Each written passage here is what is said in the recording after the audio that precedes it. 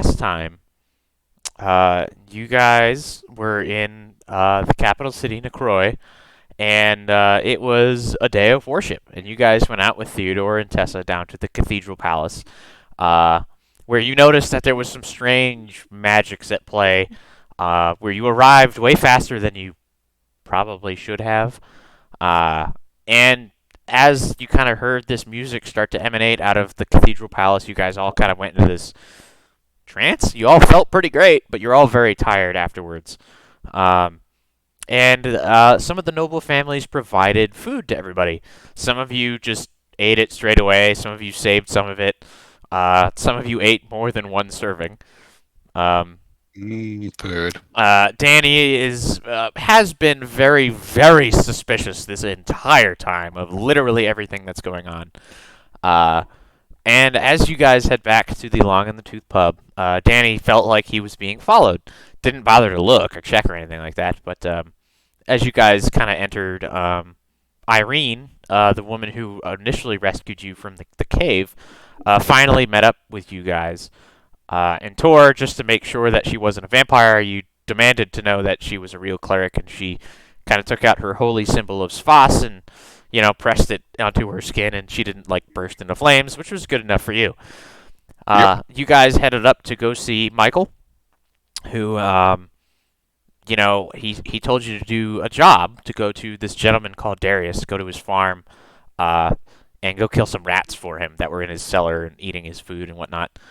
Um, Suggested that you guys go and get a cart from this woman named Christina, who, as you guys went down and discovered, first off, you went out at night on a day of worship, in which she didn't really inform you guys of certain things, and so you got picked up by the guard, who, understanding your intense work ethic, just brought you back to the pub and told Theodore to stop letting you guys do all that extra work to bring food to the outskirts, is what you guys kind of told him. Now, at this point, right, Tor had gone to bed. Danny was doing some experiments and some food. Azalea decided to go up to Michael and did some rather physical, lots of yelling. Kind of choke slammed him. Yeah, yeah, you go. Choke slammed him into a table. Let's see. Yeah, some of you guys did shots. Cyra grabbed the most expensive looking bottle off of the wall, and drank some of that. It was kind of irony and kind of weird, but it's fine. Let's see. Yes, and the guard that escorted you guys back was Captain Mihail. Let's see. Yep. After that, you guys the next morning, Cyra and Azalea went to go get the cart. You found out Christine no longer worked there. And then, Captain Mihail was there, and you guys ended up talking to Cornelius, who was the warehouse manager or boss there, and he said he'd send the bill to Theodore.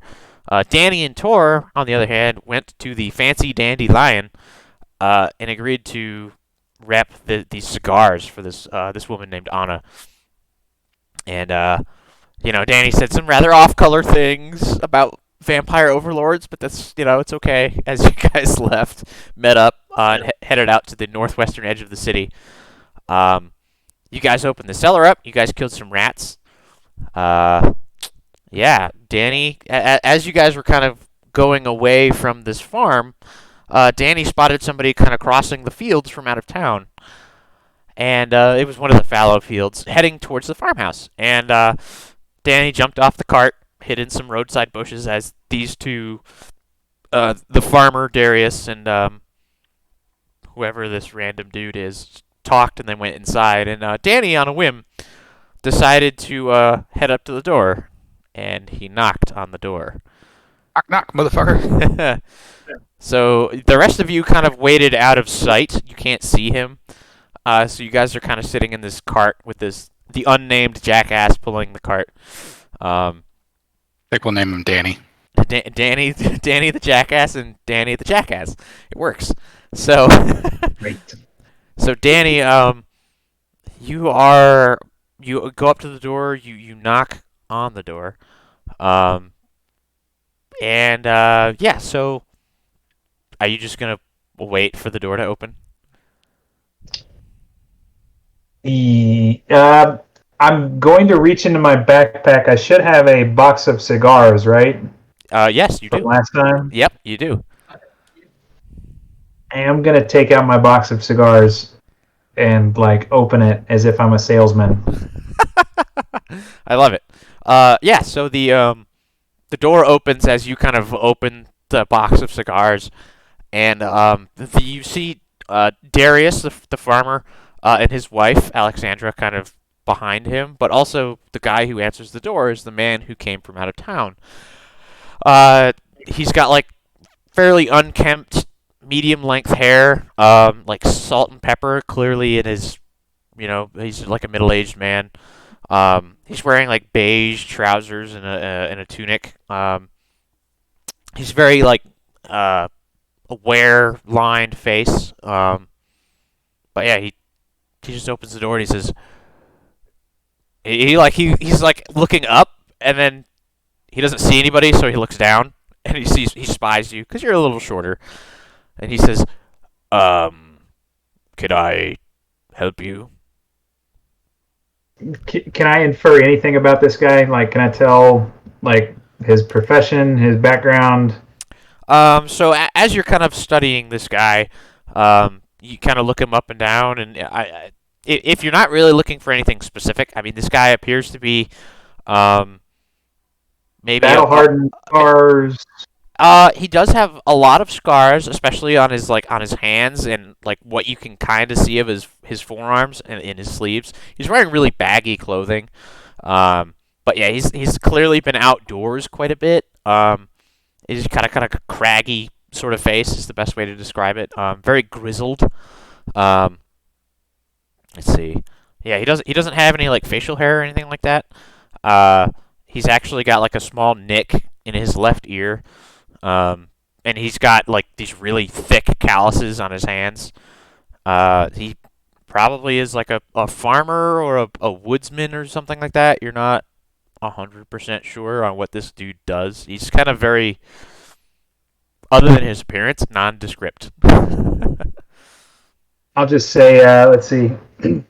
Oh, hey, I think I have the wrong house. I was looking for my cigars. Well, that was Party? your audio went real bad there. So, Yeah, I couldn't hear understand anything. That sucks. All right. Well, I'm gonna try to see if I could play off like I got lost. Well, no, the farmer lady, the lady whose rats we killed, are inside, right? oh yeah, they're both in like behind this dude, and Okay. you realize that from your last encounter with the husband, he seems a little bit of a coward, and he is in fact hiding behind his wife. Oh, okay. Then I'll just tell him. I'm gonna switch to my headphones here in a bit, and I think got like slow, weird video too now. Um, I'm just gonna stand there awkwardly with the cigars and be like, "Hey, do you want to buy a cigar?" Roll a diplomacy check. Not good. Nice. Yeah, 5. He goes, um, Darius, do you know this person? And Darius, he's like, well, he was just in our basement clearing it of the rats, just like I told you about. And he turns over to you and he goes, and now you're trying to sell cigars? What? Yeah, I had to wait for my Who are companions to you? leave. I had to Sit wait. the door. You're not there. Oh yeah, wait. No, who's y'all all left, right? They're all gone. They're like kind At of your out of request. they're out of sight. Yeah, they stopped, but like they're out of sight and out of hearing. So Okay. Okay, so I'm gonna say, okay, not interested. I'm gonna close the box and run. okay. Do you like as you're running and you put it in your bag? Do you like turn around and look at all to see what they're doing? Or you just fucking book Yes. it. Oh yeah, I'm gonna turn around. Okay. Yeah, they're just like this dude is just kind of like very confused, and he's kind of standing at the door, and he's watching you. But as you kind of like turn the corner onto the road, uh, you see that he had a like it looked like a woodcutter's axe that he was like kind of holding out of sight, and then he kind of like hefts it onto his shoulder as you like keep running away, and he just like closes the door as you like get out of sight. Nice. All right. Well, good thing I left. Yeah, so the rest of you guys, it's not more than 3 or 4 minutes before you just see this little goblin form like sprinting down the road towards you guys. It's probably like mid afternoon now, and you guys will get back by evening. But yeah, you see, you see Danny just like sprinting towards you guys. What do you guys want to do? I'm gonna let him get close, and then I'm just gonna nudge the donkey on just so he has to run a little bit harder to catch up. Cyra, what did you say? We can see he's not being followed, correct? Oh yeah, it's like very obvious he's not being chased. There's nothing following him. You guys all like look up in the sky, like kind of like expecting another drake or something, or like you guys look on the road behind him, and there's like, yeah, he's just running. He's just dead out sprint.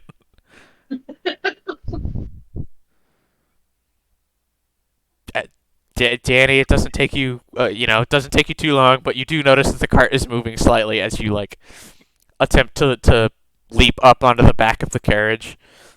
Or are you gonna just like try to catch up and stop them, or what are you doing? No, I'm trying to. I'm embarrassed. I just want to keep a low profile. I'd like to get on the back of the cart and continue going. I had a lot of suspicion about this guy, but like I couldn't pick anything out. So like I'm just gonna get on the cart and go. Make an athletics check. What? I'm gonna fall and hit my Yes. face. Oh my gosh, this is gonna hurt. Oh, there it is. Athletics. Yeah. Oh yeah, this is great. I thought it was a 21. It's a 12. That's fine. It's if your companion had not gotten the cart moving, you wouldn't have had to deal with it. But thankfully, you catch up and like you go. Man, what asshole did that? You go for a running leap, and then like you think better of it because like, what if you fall and smash your face? That would be even more attention. So you just like you slow down a little bit and like grab the edge and haul yourself up, and you get in the back, kind of Nice. embarrassed. Perfect. So, how'd the investigation go? I'll speed the cart up now that he's on board. It's fine. It's fine. There's nothing. It's fine. Let's go. Do we need to go faster? Are they following you? Noticed you were running off backwards. One at a time. One at a time. Sarah, you go first. We noticed you were running for the car awful fast. How'd it go? Not great. Yeah, I didn't learn anything. The guy was big and had an axe apparently. Like a war? It doesn't matter.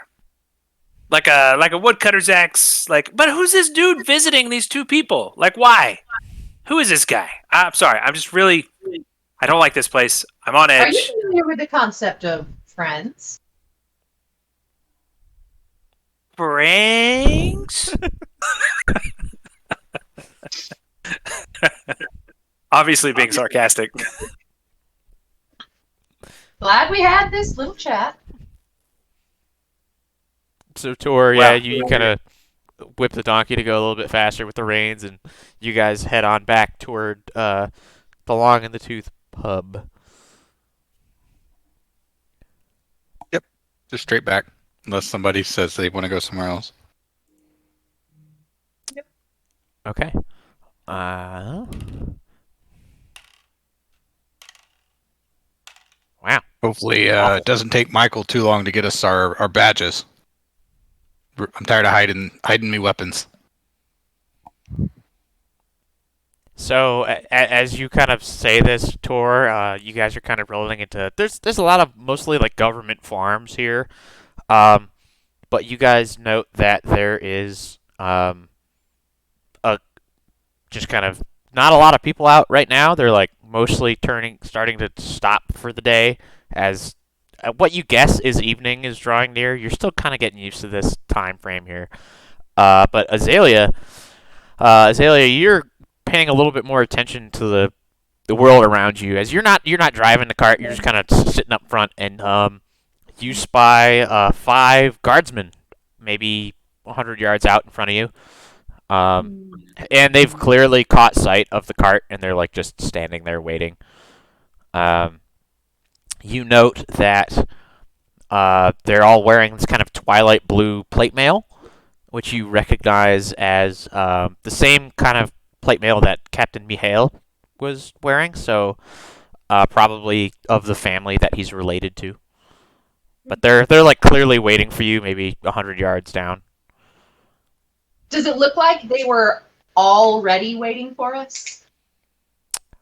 Like they were expecting us? So Azalea, all you've noted is that like you were kind of like listening to Tor talk about, Michael, and then you spotted them. So it's possible that they like were walking down the road and then saw you, or they could have been waiting for 20 minutes. You have no idea. It distracted me. I could have answered that. But yeah, I guess I'll let everybody know we're expected. Is there a way for me to like casually divert away from them, just to like, oh, I didn't see him kind of thing, Yeah, like a side road or something like that? Make a society check. Oh, that's pretty good. 21. So where you guys are right now, it's like I said, it's mostly like government farms here. It would be like fairly obvious if you guys diverted one way or the other, because you'd be like directly going to somebody's house or into the middle of a field. So you could do it, but it wouldn't Nope. look smooth. Yeah, so I just wanted to like casually be like, oh, I was planning to go this way the whole time, but if it'll look obvious, I guess we'll roll up and try to play it casual with them. Yeah. All right, which one of you guys is going to talk to him? I say this before we roll up close enough. First Not is, me. do we tell them we killed a bunch of rats? And if we tell them we killed the rats, how did we do it without weapons? We don't tell them we killed the rats. We gave out food. Girl, keep Right. up. That's We got right. one That was life the mission. here. We brought them food.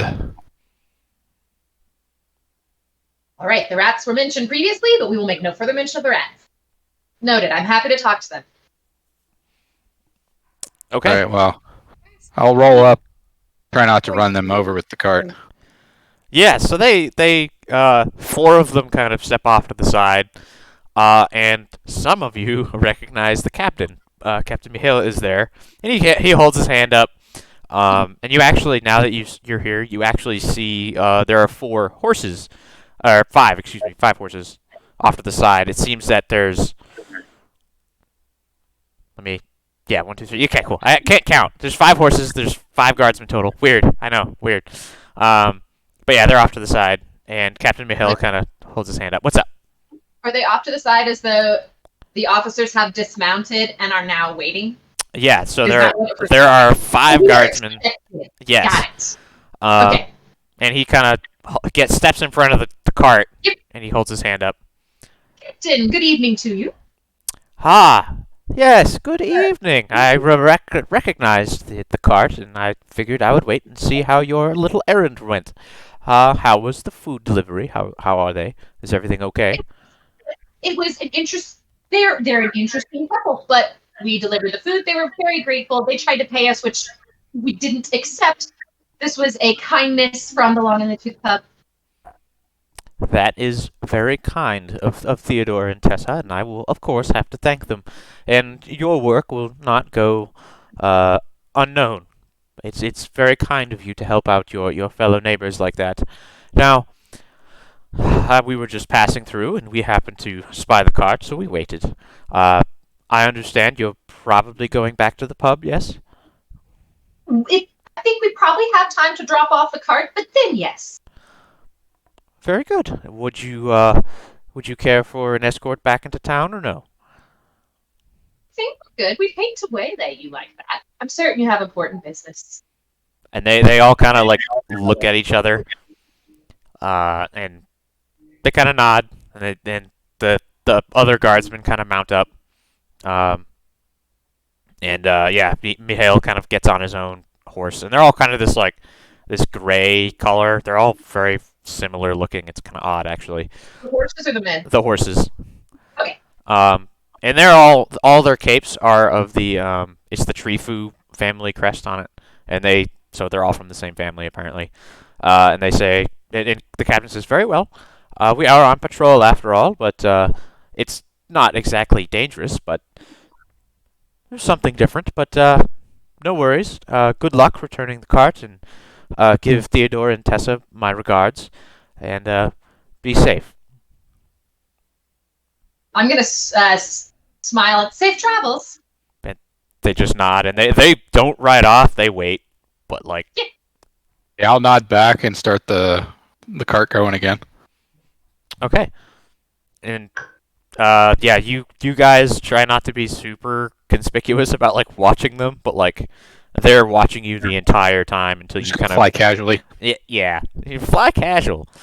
So you kind of Not get too casual. further and further into the city, and like as they finally get out of like eyesight, they finally like pull off and go up like just up to one of the farms that they were just kind of standing outside. So it seems that they already had some business out here. But yes, so they don't follow you or stop you as far as you guys can all tell. Okay, cool. So you guys head back to the warehouse, right, to drop off the No, cart. Actually, I forgot. I want to go probably to have- the long. What's that, Slugger? I was gonna say I forgot. We probably have like baskets and whatnot from Theodore and Tessa, and we have our weapons that we would want to discreetly put away. Yes. So, So it's one gonna of be the like, two. Okay. So you guys, without any particular difficulty, make it back to the Long in the Tooth pub. But it's a fairly long drive, and it's like night has fallen at this point. Like the clouds clear out, and you can see all the stars out above you, and it's very very pretty. And the streets are lighted with magic crystals, so everything's kind of got this bluish, orangish glow. Kind of depending on where you are, things kind of. Maybe it's just a preference of the people who live in those areas, but there seems to be no pattern as to what color lights up the streets. It's just maybe what people think are pretty. But yeah, you guys get back to the Long in the Tooth pub. Theodore is outside, actually. He's just kind of sweeping, and he kind of waves at you. So, welcome back. Did everything go well? yes, kill the rats. The guards were waiting for us on our return to town. Just asked how it was, asked if Interesting. we wanted an escort, and let us go. Well, Is it too late to return the cart tonight? and he kind of looks around. And he says, "Probably you should wait until the morning. I think. I don't think Right. anybody will be there anyway. That's true. What time in the morning will they be there? As soon as the clouds start forming again. Yeah, cloud rise will probably be earliest. So that would be like normal sunrise. But they don't. He just probably doesn't even know what the sun looks like now that you think about it. But yeah, cloud rise would be the time, I think. All right, Gotcha. so it'll have to be. All right, everyone, take a look around and make sure we weren't followed or anybody looking at us. Yeah, you guys can all roll perception checks for this. Can we? Well, 20. Dirty 20. Nice. What I'd like to do is, can we casually like stroll about as though we're looking at the lights to make a more thorough check? Sure, I'll allow it. Yeah, well, relevant as I rolled too. So these dice might end up in the 90 days jail too. We'll see. Azalea, would you roll? I got an 11. Nice. Danny? 11. Oh. 11. Tor, being more attached to your weapons maybe than some other folks. You're a little bit more vigilant. The streets are fairly quiet, at least this time of night. There's nobody outside that would be like. It doesn't appear that anybody's followed you. It doesn't appear that anybody's watching you. At least again outside. It sounds like there's patrons inside though. But I mean, you'd probably be able to sneak your things inside without issue, you would guess. Unless you walk inside, you won't really know. Okay. Yeah. I'll assume that he has made it safe for us, or he would let us know if somebody was inside that we shouldn't show our weapons to. And I'll I pull don't know my why war I flail have so out. much faith in these people. Say that again, I don't- Azalea. Huh? Say that again. So I don't know why he has so much faith in these people. I don't trust anybody. If you guys a little naive, maybe. if you guys want to be stealthy about it, you can make stealth checks just to hide it. I want to maybe not necessarily hide it because it's a war flail, but I do want to make it maybe less conspicuous, or not draw attention to it. Yeah, stealth checks would be fine then. Ooh, I'm gonna be stealthy. 24. Very nice.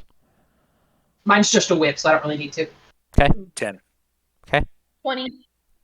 Okay.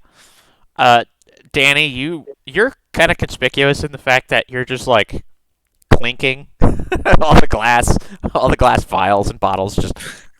But like, there's no obvious like weapon or threat coming from your person. You just like you make a lot of jingly noise, and that the rest of you just like quickly, inefficiently kind of hide, or at least make it look like you're moving cargo rather than doing anything else of that sort.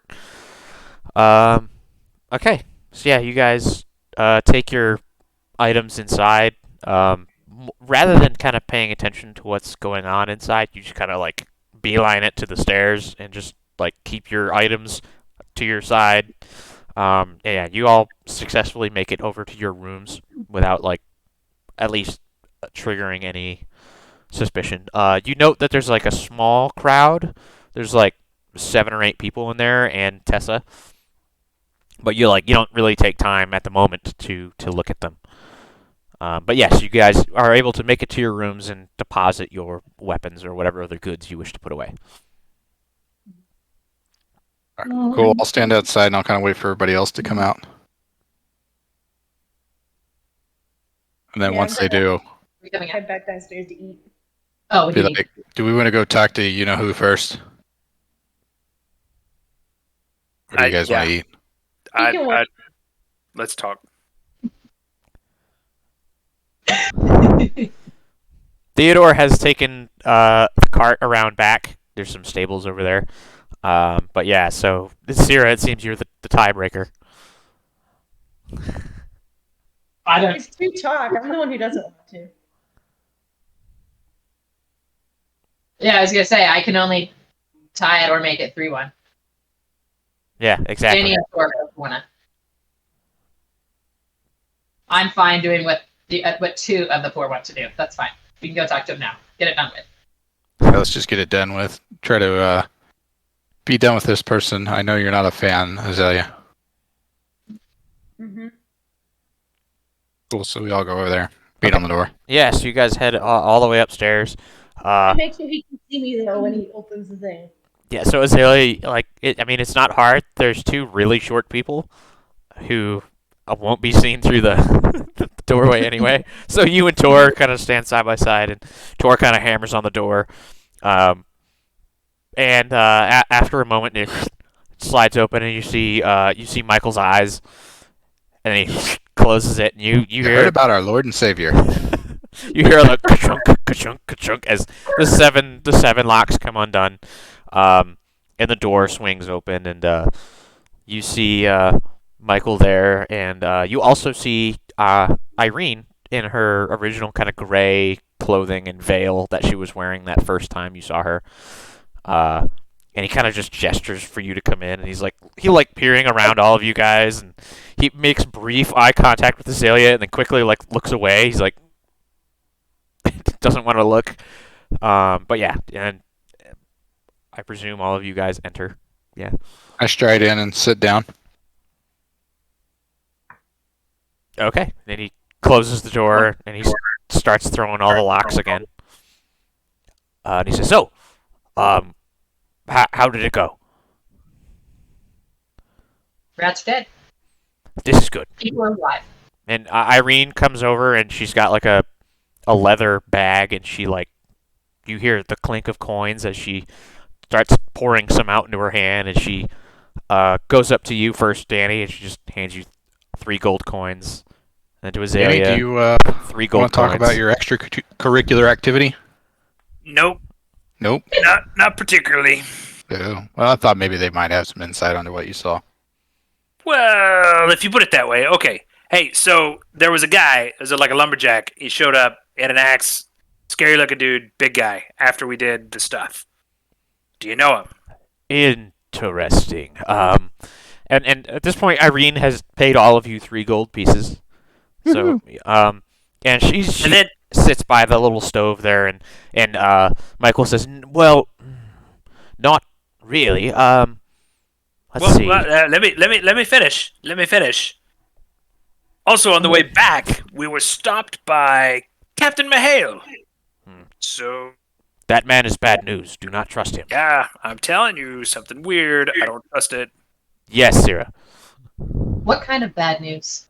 Well, first off, he is part of the bourgeoisie and a vampire, so that's 2 problems. And then on top of that, he's already stuck his nose into our business, and he is clearly following you. But he's not relatively bad. And he kind of like thinks for a second. I mean, I suppose he's not the Blood Queen herself, but I mean, he is a vampire and a captain of the guard. He is entrenched in this system, and he needs to be removed from the system. He is entirely too curious about our goings-ons. Maybe you should be more curious about your goings on. And he just kind of shakes it off. He's like, you can clearly tell he's like, actually, can you tell? I mean, yes. Your presence is upsetting to this man, but he's trying really hard to keep it together. He says, "Well, for the cause, I will do what I have to." And he like there's a bag under the table, and he takes it out, and he takes out 2 like silver bars, like thick silver bars, and he like chunk puts them on the table, and he says, "This is the first part of the plan to get you tokens. They're made out of silver. They have to be real silver. So I have real silver here, and well, I don't have the molds yet, and I just need that, and then we'll be good to go to get you your tokens. So I am working on it. I promise you." Are vampires affected by silver? That is a great question. Do a recall knowledge or a lore check, vampire lore? Um, 8 for vampire lore. A total of 8. Yep. You know, silver is one of those materials that affects a lot of fae and creatures of the night. And you think a vampire counts as a creature of the night. You're not 100% sure, like, how that works. But, like, maybe? You don't know. You'd have to test it. It would be worth testing. Noted. If you hit them hard enough with the silver bars, they'll probably die. I'm for trying that too. I'm definitely thinking the same thing. Can I ask the same question?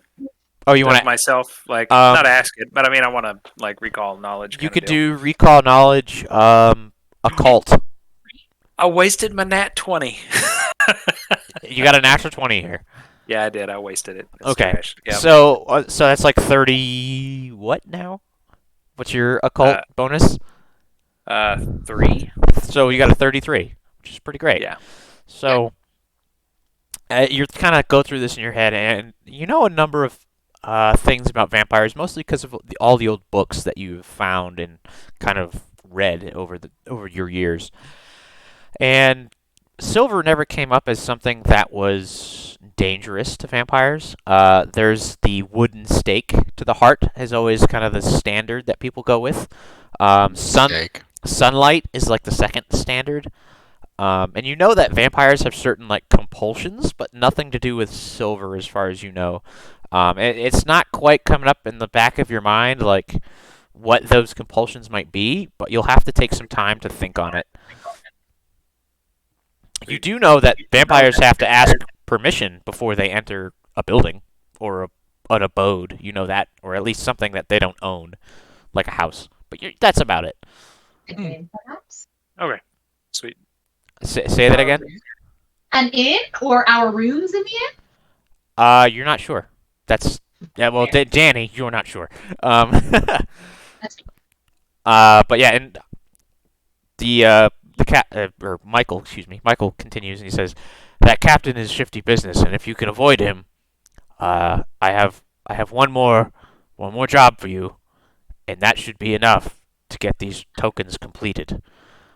And Irene kind of takes over and she says, also, you said that there was a man at the farm. I know the Nikulchas have some friends, of course, in the party like us, but describe him again. What is this man like, Danny? He's got an axe, and he's big, and he has 10 pants, raggedy beige trousers. I think he's a lumberjack. And He's huge. He must be like 10 feet tall. Well, he's taller than me. that's fair. So he came out of the western edge of the town because that's where the farm is the western edge. He came out of that direction? He did, and he joined them, and I knocked on the door, and I acted like I was going to sell them cigars, but then it didn't go well because I obviously wasn't there to sell cigars. I kind of froze, and then I ran, and then he pulled an axe out. Like, I don't know if he was going to hide it and hit me, or if he was, like, really worried about vampires. Maybe he's worried about vampires. Maybe he's a good guy. Maybe he's a good guy. He is a vampire. We will. Maybe he's a vampire? Oh, God. We'll keep an eye out. Thank you. Danny is straight paranoid at this point. Like, straight paranoid. Like, he's not happy. Not surprised. Kill some vampires. Oh, my God. Not having a good time. And Irene says, we'll keep an eye out. We'll send somebody to ask and inquire, and maybe they're an ally, and maybe they'll help. Do you know a man with an axe? There are many people with axes, Danny, but nobody that we're particularly looking out for or friends with. So this person might be converted to the cause. So we could probably use them. Should I have talked to him? Did I screw up? No, of course not. You didn't screw up. I'll go back. I If mean- you think he's a friend, I'll go back. No, never mind. Whatever. You're fine. she laughs a little bit. And Michael says, "Well, for now, please rest the evening. But I will tell you, this next job will be the last one that you have to do for us, and either you can stay here and continue your work helping the party, or, well, you can leave the country. It's really up to you. But yes, this next job is all you have to do is retrieve a parcel, just a package, like 2 foot by 1 foot package. It's wrapped in paper and in string. But I will give you the paperwork for it, and he has a letter that's sealed. Just the way he's holding it, you can't really see what symbol the seal is, the wax seal is, but like he just kind of hands it out. He's not sure who to give it to, and he just like puts it on the table, but like away from Azalea. And he says, "You must use tomorrow morning the north gate into the Queen's Circle, and on Corvin family land, Corvin being one of the noble families, on their family land, there's a garden, and it's called the Garden of Plenty. And beneath a rose bush at the end of the far row, there is a parcel, and if you get that parcel and bring it back to me, that'll be all I need for your tokens. What was the So garden the name? parcel is the stamp. Garden of Plenty. The Garden of Plenty. And it, um, yeah, you could kind of figure that out by just the way he's talking. Yeah, it's probably like the mold or the stamps or something that he needs to finish the tokens. And also, Cyra, you kind of like you pick up the piece of paper and it's like an envelope that's been sealed, and yeah, it's got the seal is like it's let's see, yeah, so it's a white wax seal, and it's just like two ravens facing each other. Do we recognize the seal? Roll a society, recall knowledge. Anybody can if you guys want.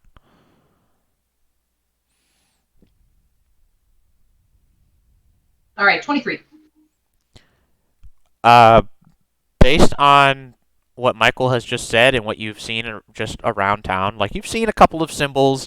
Some of them have stood out more to you than others. This one's kind of like a lot of the symbols are kind of complex. Like a lot of the family crests are fairly complex, and this one stood out to you because it's fairly boring. It's simple. It's just two ravens, and it seems to be the Corvin family seal. So it's yeah. So one of We the know noble about families. the You don't know anything at all in particular. Are you asking Michael at all, or Michael, are the Corvins helping?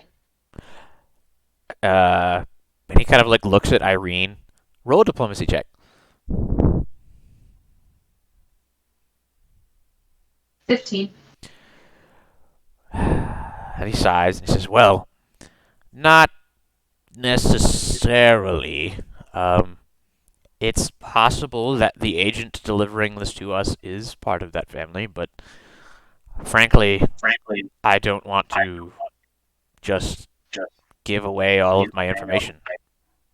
But this person and leaving it where they're leaving it is helpful enough, I suppose. So I suppose, in a way, the Corvin family is helping us, whether they know it or not." And he just kind of shrugs. The words in this letter, are they dangerous to us? No. If Captain Hale finds us with this letter. So this letter, you should show it to the guardsmen at the north gate of the Queen's Circle, and they will let you in. Just if they inquire any further beyond the letter, just say that you are urgent Corvin family business, and they will let you go. This is more or less a letter saying that you are free to go where you are going. Just don't wander. What happens if we're intercepted with the parcel? He kind of thinks about it. He says, "Ditch it if you can. Otherwise..." And he kind of thinks, and he looks to Irene, and Irene goes, We'll take care of it. If you are taken up by the guards and they find out what it is, we will be sure to get you out of prison. We will pay whatever we need to pay. We will compensate you all as well, and we will cover our tracks. We know some folks within the Royal Guard community, as well as those working along the wall and the gates. We can't tell you specifically who they are, but if you are picked up, then we'll get you out within a few hours as soon as we hear about it. Seems pretty risky. My question: does anybody have a map of the city so we can plan a route? Say that again? Said I have experienced smuggler if anybody's interested. I was interested. I was thinking you were going to be our bet. I am worried about running into Captain Mihail again. As am I. We also need to return the cart. I Yes. rather suspect he will be waiting. Irene, We split up. What? Irene kind of looks at you and thinks for a second, and she says, "Well, what we'll do then is we'll have Theodore return the cart, Because this was all Theodore's idea in the first place, was it not? She's seeing a veil. She's wearing a veil, and she like lifts the veil up just enough to wink at you, like super exaggerated. I think that might arguably be worse. It is us Captain Mihail is suspicious of, not so much Theodore that I know of. Can two of us, or even just one, go and keep him entertained while the rest of us go and retrieve the parcel? I suppose that could be worked. I also suppose that we could try to use one of our contacts to make him a little busy for tomorrow. We could just, I don't know, cause a scene or get one of our agents to get him out of the way so that you can return the cart without him being there. There are options. We will work that throughout the evening and the early morning, so don't worry about it. Yeah, we could just let Danny out of our sights for 2 minutes and we'd probably have a good enough distraction. Irene laughs. Michael's like, he seems to be the paranoid type, and he looks around for a second, like. I just take a little fire potion and just shake it. It kind of glows a little bright. Just shake it up. It's not a threat. It's not a threat. It's just whatever. It's a warning. Perhaps Friendly advice. a friendly. Michael like leans back. He says, "Well, either way, it's in the Garden of Plenty, and like I said, it's beneath a rose bush at the end of the far row. But other than that, there are signs in the Queen's Circle, and it's on the eastern side of the Queen's Circle. So go through the north gate, and then you should be able to cut down. It would be to your left from the gate, and the signs should be fairly obvious." Okay. Okay. Irene has paid all of you. I promise. If you continue this, we'll get your tokens. And I understand, Tor, this is quite a bit of risk. But if this pays off, then you guys can all just either leave, or you have proven your trustworthiness and can continue working with us for the cause of freeing the people. But it is up to you all, of course. We will hold up our end of the bargain and get these to you probably the day after tomorrow, based on just how these things work, if you get this parcel back tomorrow. Okay. Just get up to leave. Is there anything else before you all leave for the evening? I understand you probably haven't eaten in a while and you're hungry, and Theodore and Tessa make a wonderful food. Start walking towards the door. Irene starts undoing the locks. Danny, go ahead. What is this the only place that they keep these stamps, the dies for these badges? This is clearly like the last step in a multi-step operate. I don't have to explain what. Roll a diplomacy check. Yeah, it's not good. He says they don't just normally keep them under rose bushes in gardens. That's just. Well, I had to ask. I have a special set of skills. This is partially why we rescued you all. We understand that you have a special set of skills that can help the people. And the people thank you. Big, huge, like, wink, like, You're welcome. and then, like, walk away. Irene gets the door open, and you guys kind of funnel out of the room. And as you all kind of step out, the door closes behind her, and you hear all the locks being done. Okay. So at this point, do you guys head back down to your rooms? Do you head downstairs to get food? I go get food. I think that's what we were talking about before we went there. Okay. Yeah. Yeah, I'll get some food as well. Okay. Wow. Okay. So there's a small crowd of people here. Mostly it looks like Dampier, like half vampires. Seem like mostly just workers. They after a long day, they're all drinking and having some food. Danny, you actually spot a pair of dwarves kind of sitting in the corner. Tessa's serving them big tankards of ale or some alcoholic beverage. And Theodore is behind the counter. And he sees you all coming, and he kind of does this motion, and he like heads into the kitchen. The rest of you are just focused on trying to get something in your gullet. But Danny is being his paranoid self, looking guys, around and seeing everything. There's I'm not saying anything. I don't dislike dwarves, but I'm saying just watch them. You never know. Just watch them. Not because they're dwarves, but No, I don't know, Danny. What are you getting at? If you'd grown up in the Jumper Hell, you'd know. As a goblin, I'm just saying. Whatever. Just let's go eat. Danny, as you kind of get up onto one of the stools at the bar, they don't seem like they're watching you at all, or like one of them actually kind of like takes note of you as you make eye contact, but like there's no like aggression from his, and it's two men, and they're kind of wearing these like dusty cloaks. They've clearly been traveling, and they have like tokens. But go ahead. Tor, the dwarves are ignoring this. I think that's a sign. I think there are plenty of people ignoring us right now. I wish more would. As we would like. Okay, well, fair enough. Now just like turn back and Okay. paranoia, full paranoia.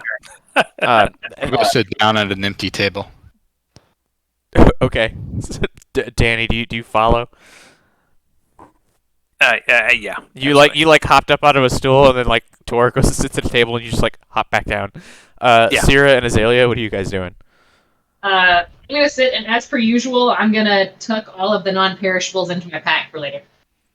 Yeah, so you guys are given bread and some meat rolls, and stuff like Big that. stick. And Theodore says, it's free. It's free tonight. Don't worry about it. Azalea, what are you doing? Where are the dwarves sitting? Are they like off by themselves? Kind of. They're over in like At a table? they're over at a table. There's like two empty chairs there. And they're kind of in like the corner table by the hearth.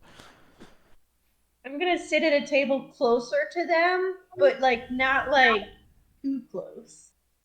And I'm just gonna try to listen to what they're saying. Roll a stealth check. Just because you're trying to be inconspicuous.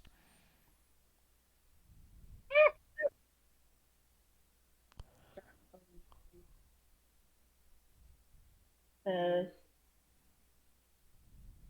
23. Okay. Roll a perception check for me, just because you're trying to listen in and see what's going on. Whoa.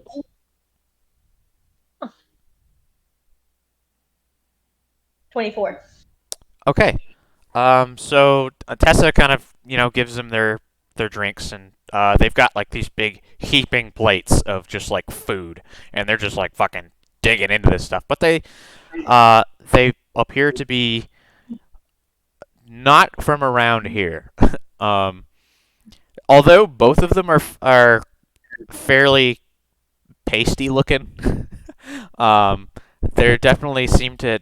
They're wearing these prominent like silver tokens on their kind of chest, and it's just you can see they're wearing the same badge, and it's a barrel atop kind of like a bed of crystals, and there's a font of like liquid spewing forth from the top of the barrel, kind of like that's what that stamp looks like.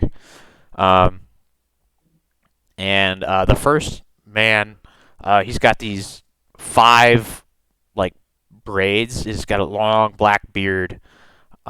His black hair he's actually got a top knot.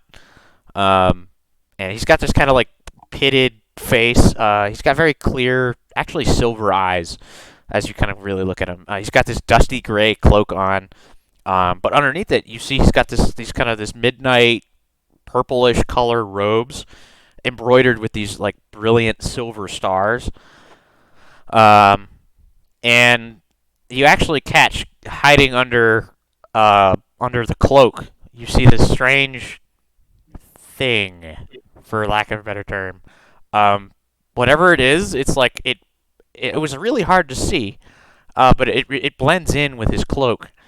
Except it's got these little blue rings on it.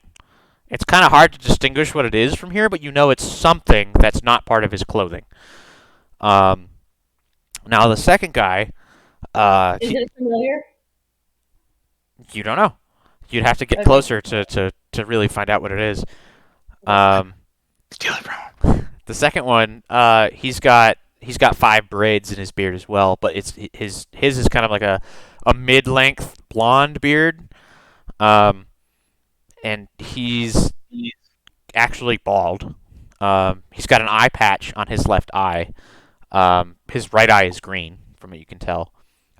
He's got a same or similar gray cloak on, but his green robes, he's wearing green underneath, and they're embroidered with like shields and rings and feathers. It's actually really expensive clothing. Like you've seen expensive clothing, and this stuff probably has like precious metals sewn into it on both of them. Now that you really look at it, but the weird thing that does catch your eye is like what's sitting on the table in front of him, and you realize that like there's 2 mounds of food and like 2 tankards of ale, and then there's this. Every time they like cut into something or put something up, you realize there's like a block of like gelatin, like maybe like a foot cubed, and it's got like a piece of chicken in it or something, and it's like every time they move the table, it like jiggles a little bit, and it's like you actually watch it, and like the hue on this cube kind of shifts as it's like digesting this chicken.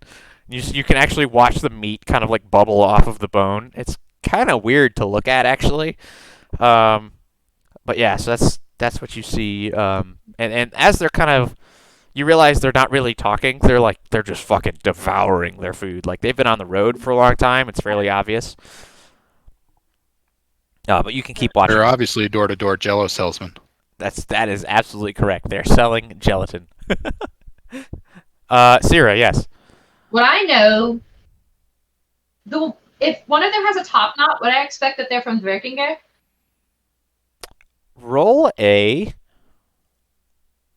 society check. I couldn't think of the word society. I rolled a 7. No, I was hoping you get a good answer with a good question like that.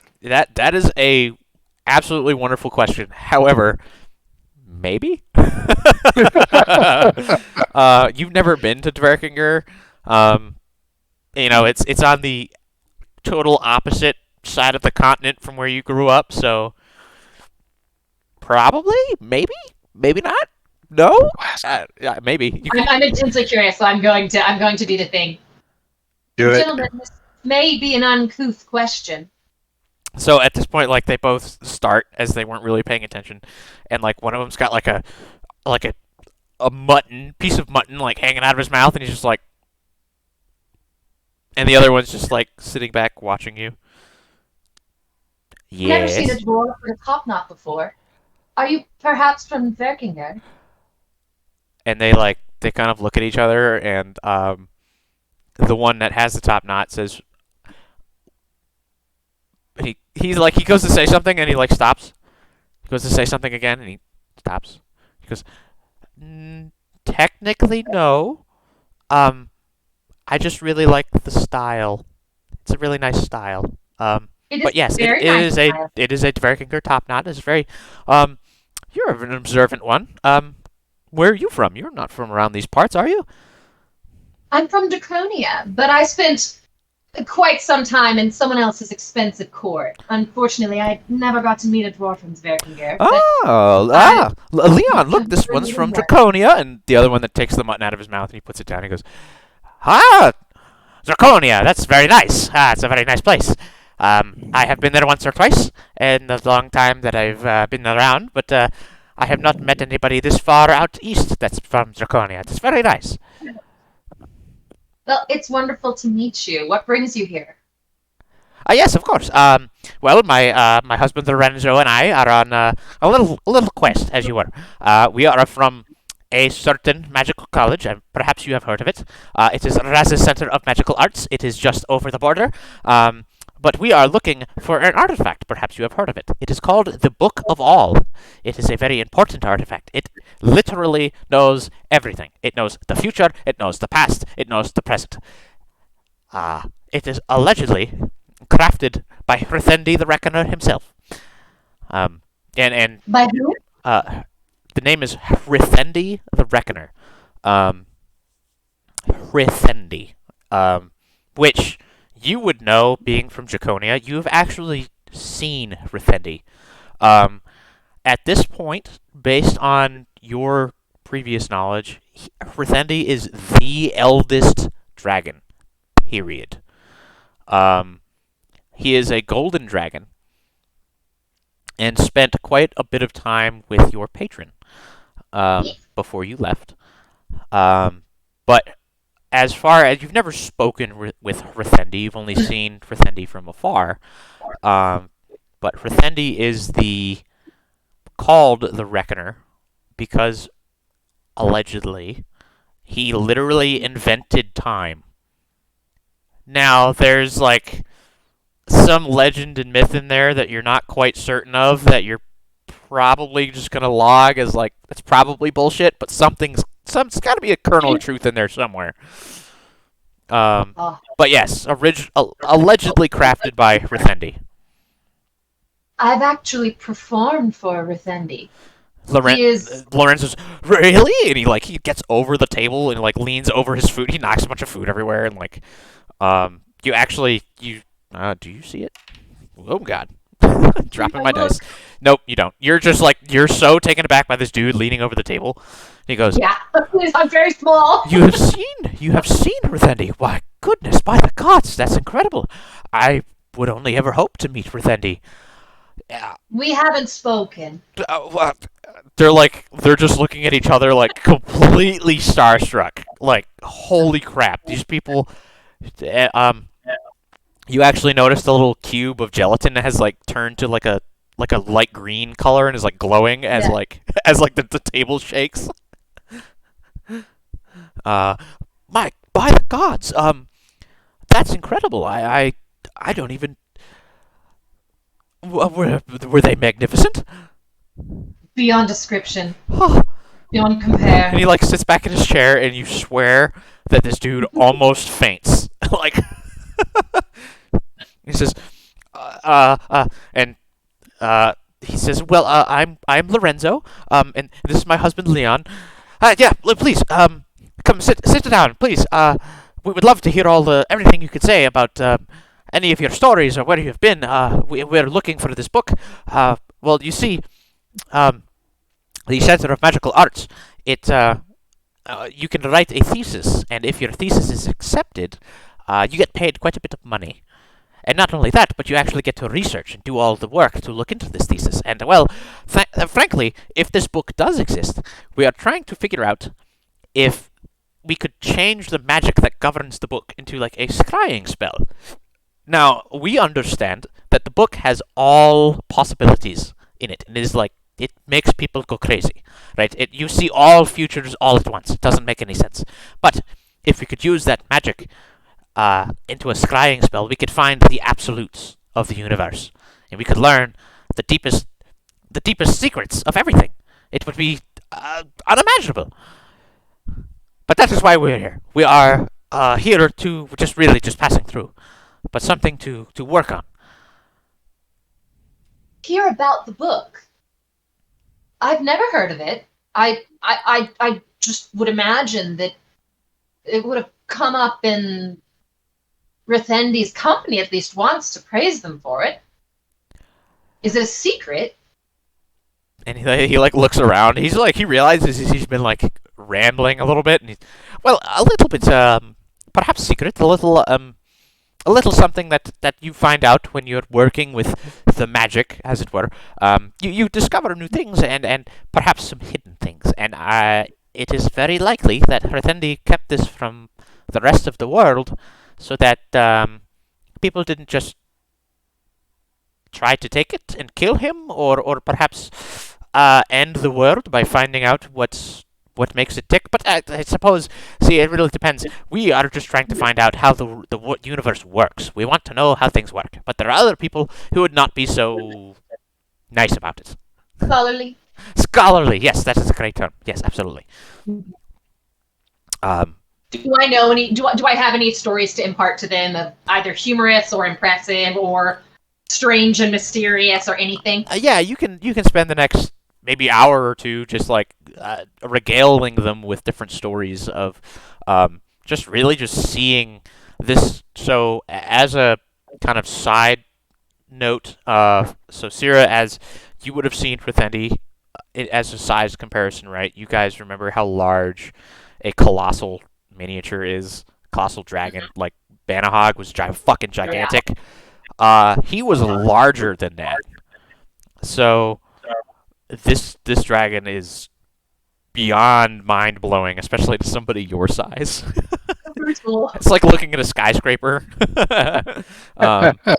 But yeah, so like yeah, you can spend an hour or two just regaling these people with I want to tales. go back and forth, and I want to hear from them about like how they learned about this, what they know about it, if they have any social contact that might be useful to me on my little personal quest. It's not a secret, guys. It's just bard things.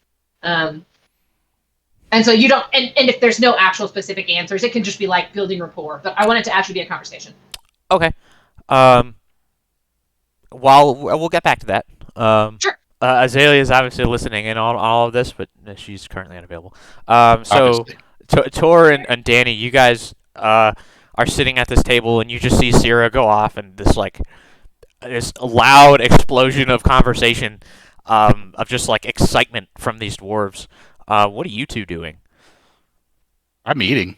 That's fair. Danny, Can't we hear can't ya. hear you. Can't hear you, buddy. There we go. Yeah. Hello. Hey. I'm eating and watching very intently what Azalea is doing, or Cyra is doing over there with the dwarves. You roll a perception check, Danny. Be perspective. No. It's not great, but not bad. 13. Okay. You also, considering you've been like eyeing these people for the entire time, yeah, you notice that these people are very strange. You have no idea like where they could be from, who they are. You also notice that under the blonde, I'm sorry, the black-haired one whose name is Lorenzo. You notice under Lorenzo's cloak, there's like something that isn't part of his clothing. It's got a bunch of like blue rings on it. But yeah, nobody at this point can tell what the hell it is. But you, Danny, you take note of it. It's a blue-ringed octopus, but it's a magical one. But yeah, Danny, you take note of it. But that's about it. To be clear, Danny's reluctance with dwarves is not a racism thing. It's a lack of familiarity because he's been around their constructions all through his like upbringing. So he's like, but he's never really dealt with them. He knows what they do, but he doesn't know them. Man, yeah, I'm just watching. Can I see the gelatinous cube thing on the table? Absolutely can. Yes. Okay. Can I tell what it is? You can roll a knowledge or a recall lore, either occult or arcana. Dungeoneering? You can try dungeoneering, sure, yeah. Well, I guess. Great, Well, wait a minute. Is that a thing? it's So been a little while. So here's the deal. I've got I figured he grew up in caves. Whatever makes the most sense for growing up in the Duper Hall So by himself. let's go with what skills are you trained in? This is my second lore. So I've got lore engineering. It's 6 bonus. I'm trained in lore engineering, trained in deception, crafting, arcana, acrobatics. You can do arcana. You Arcana can is probably do the- you can do Arcana's the arcana. best. You can do Okay. arcana, and because of your previous experience, you will get a dang it. bonus. I wasted my other nat 20 on telling what this gelatinous cube is. It's a gelatinous cube. So Got it. it's not only a gelatinous cube. It's actually a spell slime. So it's a familiar. So this dude is either like a wizard or a witch or something like that. But they're a familiar. Which? But it's It's a gelatinous cube. It's a gelatinous cube familiar. You haven't seen very many spell slimes. You've heard of them and read about them. You know that they can like cast spells like for their master, or like their master can cast spells through them. Pretty dope. They can like change color depending on like their feelings and stuff. Like they're a little bit smarter than the average gelatinous cube, which just wants to eat things. It's not like they can talk or anything like that. But go ahead. I'd like to nudge Tor, like just like elbow him, like Tor. What? He's got a spell slime. A what? A spell slime. What is that? It's you wouldn't understand. It's really cool. Oh. I would love to go talk to these dwarf people, but I'm scared. Would you? I'm not scared. Let me rephrase that. What? Just stand behind me. Let's go. Come on, eat. Hurry. Let's go. I want to talk to these guys. Right, and I grab, a meat stick off my plate or whatever, and I stand up. Oh, you're actually gonna come with me. Yeah, you asked. Okay.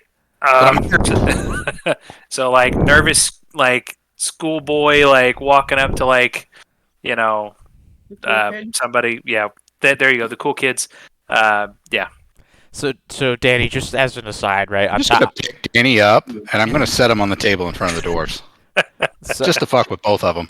as Cyra is like beginning to regale them with this tale of Herthendi the Reckoner, Danny, you happen to recall that spell slimes are like they're oozes only in the sense that they're literally just clumps of ooze, but like they're leftover magic. It's kind of like if you were in a cauldron, if you had a cauldron, Leftovers. it was all the leftover shit that congealed.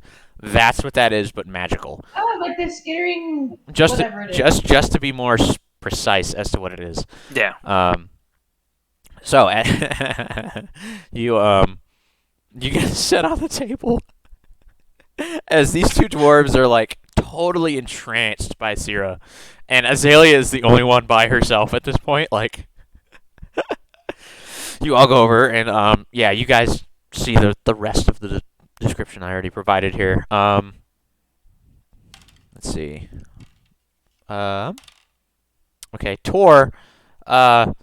You notice that as you plop Danny down, you do notice that there is in fact an octopus on this dude's like chest, like hanging I out. knew it. And it like Fucking knew it. it changes color for half a second in like alarm as like you put Danny the Goblin on top of the table. Cyra was sitting there half in the middle of a tail, and they're like looking at it. Are they friends of yours? Cyra. Yeah. They are. They have no manners. Just like let it go. He's short. He needs to be able to see you. Well, I am Leon, and this is my husband Lorenzo. Tell me, who are you? I kind of nudge Danny with my meat stick, so to speak. So to speak. Whoa. I'm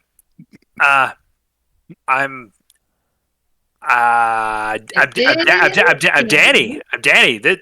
Hello. I'm Danny. Hello. Well, hello. Hello. Ciao.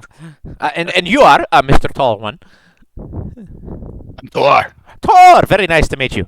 Yes, we were just listening to your friend Cyra here tell us tales. We are in the search for an artifact, and she happens to know the creator of that artifact. It is incredible. He does? She really does, apparently. As far as her tales tell, and as far as our knowledge confirms, she does in fact know him. What can we do for you? Oh, I'm sorry, I forgot. And Leon points to the spell slime, and this is my familiar. It is Trabalante. That is my familiar. And Leon says, yeah, and this is Spaghetto, the octopus, and he like takes him off and he shows all of you guys Spaghetto, and he puts Spaghetto back. So that's a spell slime, huh? Yeah, it is. He's very nice. And he like takes a piece of chicken, and he like drops it into him, and he like I watch slowly that and I break off a little piece, and I'm like looking at him like, can I do it? And then I toss it in there. Oh, that's It's so just- cool. It just jiggles a little bit, and it's like it goes from like I want one. the light blue to like a kind of a happy green color as it like starts to digest things. Oh, that's really cool. So can I see the octopus? Oh, and he's like he removes the octopus from his chest and like Oh, shows okay. you Spaghetto the octopus and puts him back. And that's Lorenzo or Leon? Lorenzo has Spaghetto, and Leon Okay. has Trabalante, the ooze. Well, we were just passing through, and we were stopping at the capital to make our way westward toward Draconia, and it was very nice that you all happened to stop by and say hello. It is a very strange country, but it is fine. We are learning things. We are going to see some ruins. There are some ruins out to the west of here in the Wolf's Wood, a few days' journey out of Necroi. We were going to go investigate. Oh, that sounds fun. What kind of ruins are they? Old ones? He laughs and he goes, that's a great question. We don't know. We have only heard tales of these ruins, but we don't know what specific era they are from.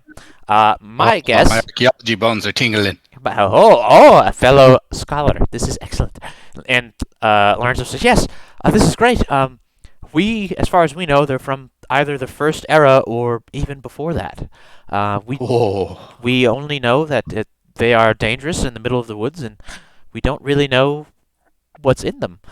So we were going to head out that way in the morning. Well, watch out for the feral vampires. We have a job we have to complete first thing in the morning, but what would you think about waiting until a little bit later? And we could go with you. I would love to see this. Could we? Roll a diplomacy check, Cyra. Please don't fail me. Thor is very excited about the prospect. 16. So, Azalea, you're overhearing all of this. Is there anything you want to do at this point? Like, do you want to walk over, or are you just hanging out? Like, No, they can be the weird selves over there. I'm just gonna hang out over here. You're not You're weird. not- You're weird. A dragon on a table. You don't get to call me weird. I uh, can do what I want. so, I'm an adult, at this point, and I look like it. so Lorenzo says, "Well, we're on a bit of a timetable." And he takes out this massive tome, which no idea where the hell he was keeping it. And just, boom, he plumps it on the table, and he starts. And Where's he his goes wallet? through, and yeah, maybe. But he's got a calendar. And he's like, "Well, we've built in a few days." He looks to his husband and says, "Well, how late are you willing to, or how long do you want us to wait? Like 2 days, 3 days? That's a long Pardon? time. How long do you want us to wait?" Oh, I thought we'd probably be back sometime tomorrow afternoon. How long's the journey to Wolfswood? Well, it is about 100 or so miles, so 4 or 5 days. Probably 5 days. We're a little bit slower, so maybe even closer to 6. So we could set off tomorrow when we return from our errand? Well, and they kind of look at each other. And Lorenzo says, "That's if you're going to be back by the afternoon. I wouldn't want to start until the morning. I mean, this food is wonderful. I don't mind staying here." And he kind of puts his hand on his husband's, and they kind of look at each other for a minute. And there's that silent communication for a second, and they kind of nod and say, "Well, how about 2 days' time? How about that? We don't want to leave in the afternoon. We understand that the outlands, like you mentioned, good Sir Tor, are a little dangerous, especially at night. So we'd like to at least mostly travel during the day if we can." And they That would be so wonderful. We would be so grateful for such a wonderful opportunity. Although I suppose I shouldn't commit all of us without asking. Danny, Tor. I'm mesmerized. Danny is obviously mesmerized by this octopus thing.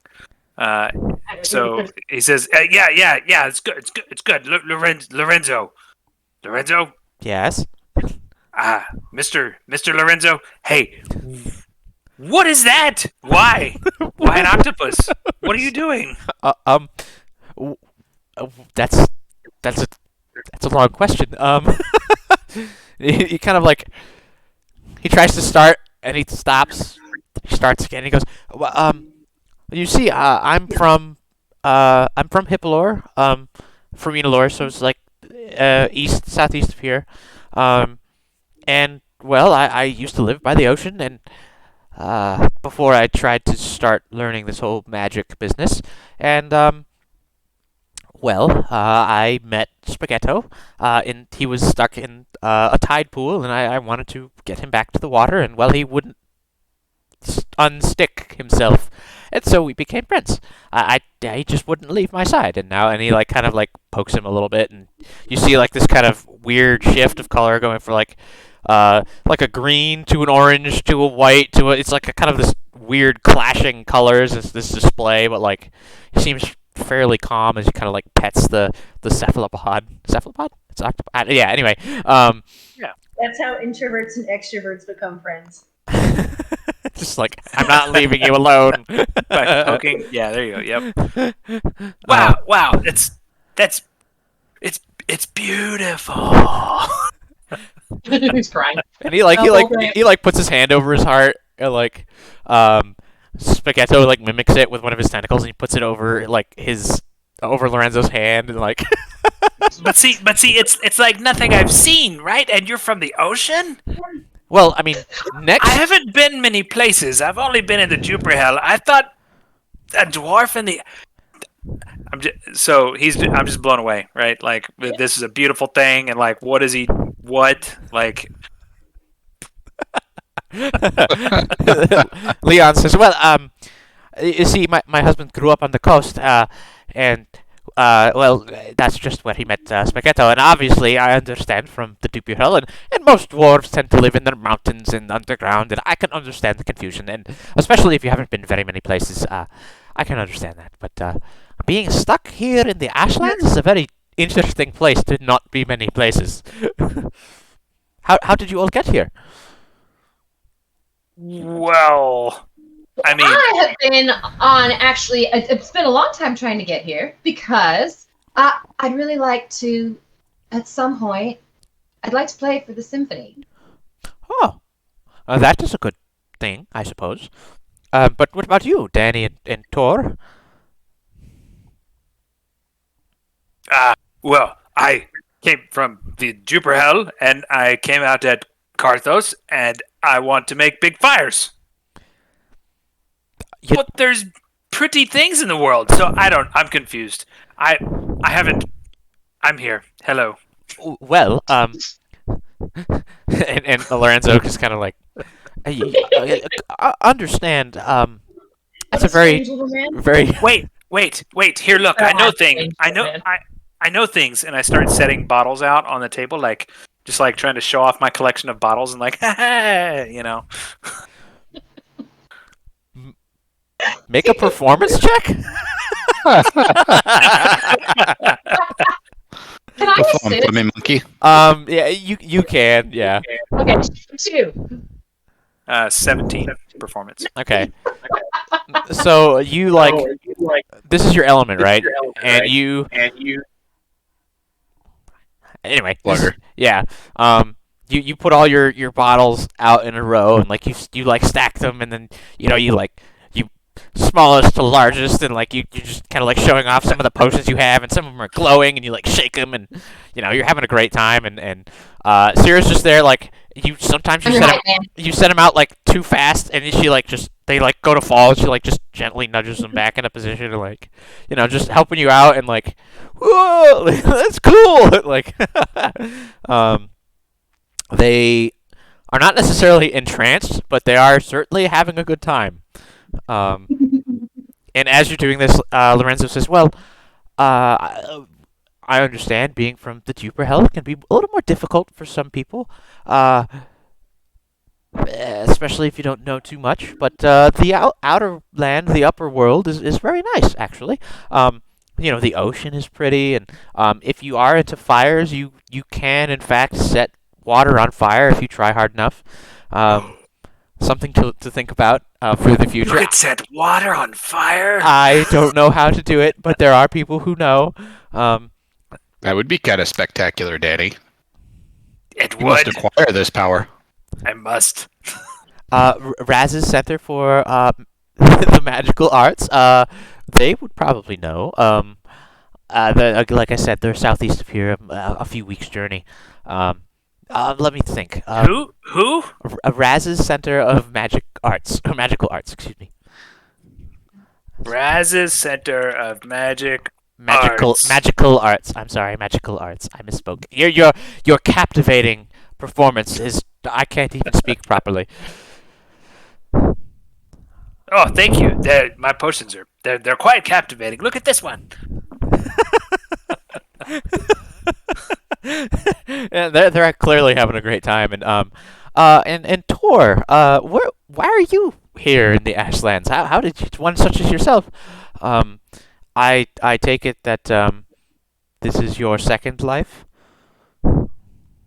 My second life. You seem to be a man of knowledge. And he just like closes the big tome in front of him. It's just like a very satisfactory thump.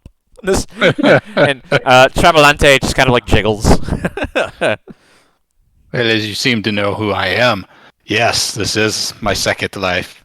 I don't remember much about the first, although I have some flashbacks and I've been told a little bit. But yes, I woke up outside of Pazzi, down in the very far southwest. Wow, that is quite a journey to get here. Yes, it took me a long time on the shimmering rose, traveling around to the free city of Carthos, and then as I was making my journey here, I suddenly awoke with these men and women as my companions. Wow, suddenly awoke, you say? That's Yes. Trying to avoid send. What are you? What'd you say? What are you kidnapped? This is Courtney talking to Rad. Not that we were trying to avoid you, dipshit. He's smart, but he's not that smart. Silent panic. And so the dwarves just kind of look at each other. You know, it happens. You have a hard night at the pub or something, and the next thing you wake up with random people. And Bring your friends. Leon says, "That's fair. And he just kind of like makes a gesture. That's how we met. It happens sometimes. I It understand. happens. I understand. Yes. Well, that's excellent. Truly. Well, I wish you all the best of luck, and we're just going to, feel free to stay here, of course, and speak with us. We're going to finish our meal, and then we'll be going to bed soon. It's been a long day of travel. But I of course, 2 days' time is what we agreed upon. Yes, yes. Is there anything that we should know before we leave together? I mean, traveling companions are great. I don't have any money to pay you with. Just No, this is for you're doing us the favor. fair enough. We're excited. The thing you should know is that we don't know anything about the Wolf's Wood. So anything we need to know will have to come from you. And they just kind of look at each other, and they're probably wolves. But that's as far as I know. Wolves don't concern me. Maybe for the road. I don't. That's a little more focused on the travel part of it.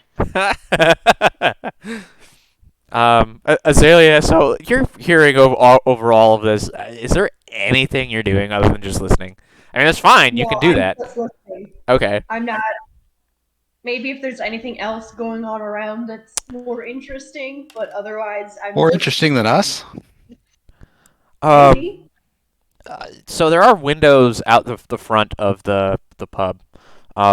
You spot a posse of familiar-looking guards, um, led by Captain Mihail, just going by. They're not even like really like. It doesn't look like they're going to stop here or anything. But like Mihail is like point blank Casually staring, going by. casually staring at the windows as he's riding by on his horse. Do I see him? Do I notice? Oh no, you're like you guys are engrossed in conversation. This is fascinating to all three of you. It's very exciting to me. So Well, I'll just keep listening then, I guess. okay. Is there anything else the rest of you guys want to ask these gentlemen about, or just like trade stories for the rest of the evening and then go to bed? I'll tell him any other stories I can think of about Rithendi. Do either of you smoke cigars? And they look at each other and like both reach into you realize they have like almost like a bandolier, but it's like satchels on like underneath their robes, and they each pull out like these beautifully crafted pipes, like wooden smoking pipes, and they both.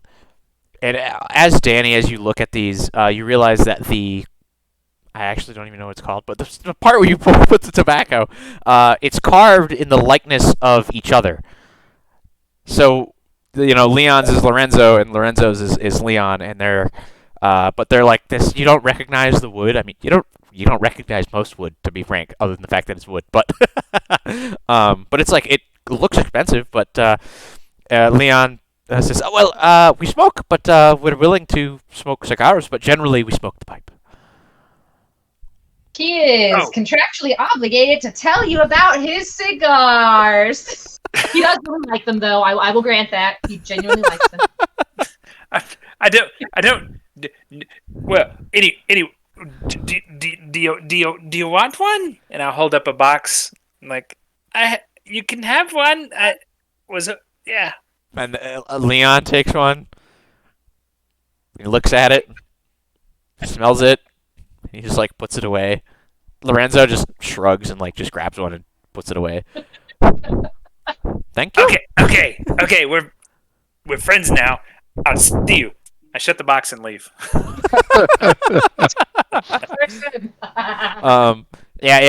Lorenzo just kind of like watches you leave, and Leon's just laughing. He's just dying laughing. He's having a great time. Tor, what are you doing for the interim, I suppose? I'll take my leave of you two, and then I'll go over and I'll sit beside Danny again, and then be like, "You did well." Danny, stop having real life things. Yeah, Kidding. I feel slightly awkward, but I think things went well. I think I made friends. Maybe. Yes, I think they are friendly towards you. They're not. They're not as. I don't. I'm very. I don't know. I love his octopus though. Yes, it was quite cute, and the spell slime was pretty amazing as well. Quite. Travolante? Trabalante, yeah. Very Italian. Trabalante, and then spaghetto. Spaghetto. Spaghettios. Not as good as spaghetti. Yes. Somebody touch my spaghetti. Anyway, so It's my wiener. Spaghetto. Yeah, Spaghetto the octopus. And Trabalanto the spell slime. Trabalante, excuse me. So yeah. Okay. So Azalea, you watch as those two depart the table and go sit down at another table. You finished your food a long time ago at this point. Yeah. Do I see any humans in the place around us? No, actually. Everybody else is a Dampier. Except for Tessa. Tessa's a human. No. Chess is not the one I'm looking for. Fair enough. Let's see. Yep. other than that, Cyra, you continue telling your stories until you kind of get Yeah, tired. I'm gonna try to like gauge them. Like, are they still enjoying stories? Do they want to eat in peace? And try to respect that like social boundary. And you find a good medium about an hour later, and you're like, okay, this is fine. Um, okay, so Danny and Tor, you guys kind of, like you said, you sit down and you're a little awkward about it, Danny. But is there anything else you two want to do for the evening? No, I just want to go to bed. Azalea, anything? Nope. Okay.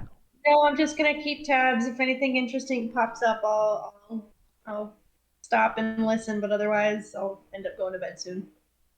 Okay. So you guys all end up eventually going to sleep. And there's a thing that I Can you need. take a break and time to pee? Yes. We'll go ahead and Or is take. does anyone else want to break, or I can just run off? We can go ahead and take let's take a 5-minute break. Okay. Come back. Actually at 55. Come back at 55. Okay. Okay. So we all good to go? G to Are you good to go? So Tor, I need Tor to make a fortitude save. What save? 13. You just got poisoned, Okay. son. So you as you all go to bed and through the night, Tor, you just kind of like have these awful nightmares. You can't even remember any of it, but like you wake up sweating and you have these chills and it's just awful. Like most of the night, you don't feel good at all. You feel like shit.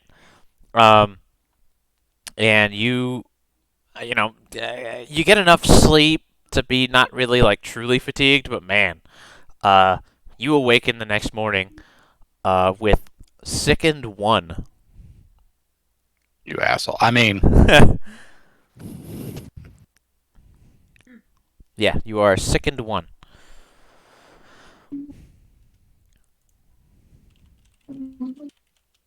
Do you need me to tell you what what it does? Nope. Okay. I'll just put it in my little spreadsheet, and now it is applied. There you go. But you can spend an action, throwing up in an attempt to recover. Yeah, why not? Let's retch. Okay, so you get to make another fortitude save. That's better. 17. Okay. So yeah, you like. Oh, it's Courtney's. I don't know why Courtney's keeps picking mine up every once in a while. So weird. But anyway, so you end up like going to your chamber pot and you just everything that you ate last night just all up in here. And actually, you do feel better. Good. You're not entirely sure why you feel sick. But then, if you flash back to the day before where you got bitten by a bunch of rats. Probably not super healthy. Hey. Rabies? They're lucky I didn't bite them back. But okay, cool. So, yeah, you realize that When I retch really loud, everyone can hear me. that is your wake up call. The rest of you is just like, it's like a scream. It's like he's like yelling, but also vomiting. It's nasty, disgusting. But the rest of you wake up just like that. Not having. It's not a good, it's not a good time. But it is the morning. I'm here to get bitten by rats, so you don't have to. There you go. Yeah, it's a let's see. It is the 8th now. You guys actually know what date it is, so it's the 8th of Often Road. And it is not a holy day because you made sure to ask. So you asked that a few sessions ago. Cool. So now that it's morning time, is there anything you guys need to do in the morning? I know some of you need to take your time to make elixirs or do some spell things. Cyra, what else? After my spell things, I want to go talk to the Michael Irene room. Sorry, my brain died. The Michael, got it. Michael, I agree. It's fine. Okay. I want to tell them two things. Oh, I'm sorry. My intention is to tell them first that we plan to go to the Wolf's Wood, and it will be a several-day journey. Okay. And I also want to tell them, I don't know if badges vary, if they say different things based on your occupation, but I want mine to reflect that I'm here with the intention of auditioning for and joining the Philharmonic Orchestra. The Blood Queen's Philharmonic Orchestra? Yeah. Yep. So you make your way over there. And yeah, Irene answers the door. And she lets you in. It's pretty quick. And she says, so with how this all works is most of the tokens reflect the noble family that you're working for, or one of the guilds. So the Merchants Guild, the Adventurers Guild, or the Sailors Guild. Or if you're from a special case, you have a special token. I understand that's a great goal, I suppose. I'm sure the people would. It gives me good reason to be here and to be about. So definitely use that as a story if you are stopped, but there are no tokens that we have or that we have access to that broach that. They do have those tokens, but they're not made of silver, and they're a little more expensive. So we'll get you what we can, but perhaps in the future, if you continue to work with us after your foray into the Wolf's Wood, then perhaps we can get that for you. Is there anything else that I can help you with? One last question. And it hopefully doesn't become an issue. But we already have Mihail's attention. And I think that's something we should make the best of. So I'll ask, how do captains of the guard see themselves? Does he see himself as an honorable man? If he's an honorable man, he'll be flattered by the attention of a younger woman. Does he see himself as a man simply in power, who, if he sees favor from someone, will see prey? Does he see himself as a predator, or does he see himself as a protector? Irene takes a moment to think, really. She sits down and she says, well, he is a strange case. He is certainly more in the honor section, I suppose, of the whole vampire thing. Most of them are just bloodthirsty killers, but he is not necessarily a bad person, but he is a bad person for working and upholding the system. I think your best bet would be, and she's thinking, I'm not really sure how to deal with him.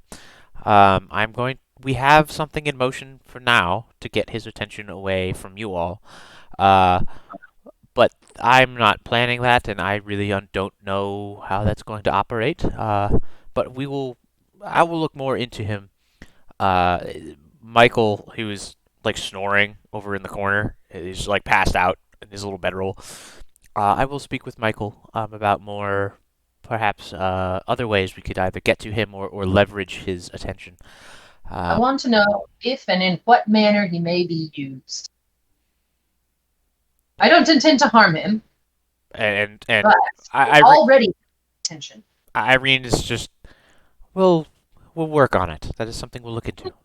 And I will, as long as you folks continue to help the people, we'll get back together with it. All right. And she lets I'll you take out. My leave. Okay. Danny, Azalea, what do you guys want to do in the morning? I don't need to do anything, so I'll just relax an extra hour. Okay. Maybe I'll like those people with like the butterfly knives who just like practice trying to whistle. That's what I'm gonna do. Yeah. Okay. Danny, you're gonna get your potions and stuff in order. Yep. Getting the potions and stuff in order. Tor, you throw up a bunch, but otherwise, what else, Danny? I'm sorry, I didn't mean to cut you off. Oh no, I was just gonna say lots of fire this time. Yeah, let's get my potions ready. That's it. Okay, cool. After an hour or so, you guys all meet up downstairs again, and Tessa brings you all some breakfast, some like oats and some old stew. But it's not bad, and she doesn't ask for you to pay for it. So it seems that after your last foray, Michael is at least taking care of now your food as well. It may or may not because one of you threatened him, but you never know. But yeah, so you know that you don't see the gentleman dwarves. They seem to be up in the rooms still.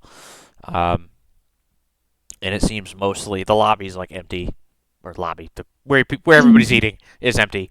I've been to so many hotels lately. It's fine.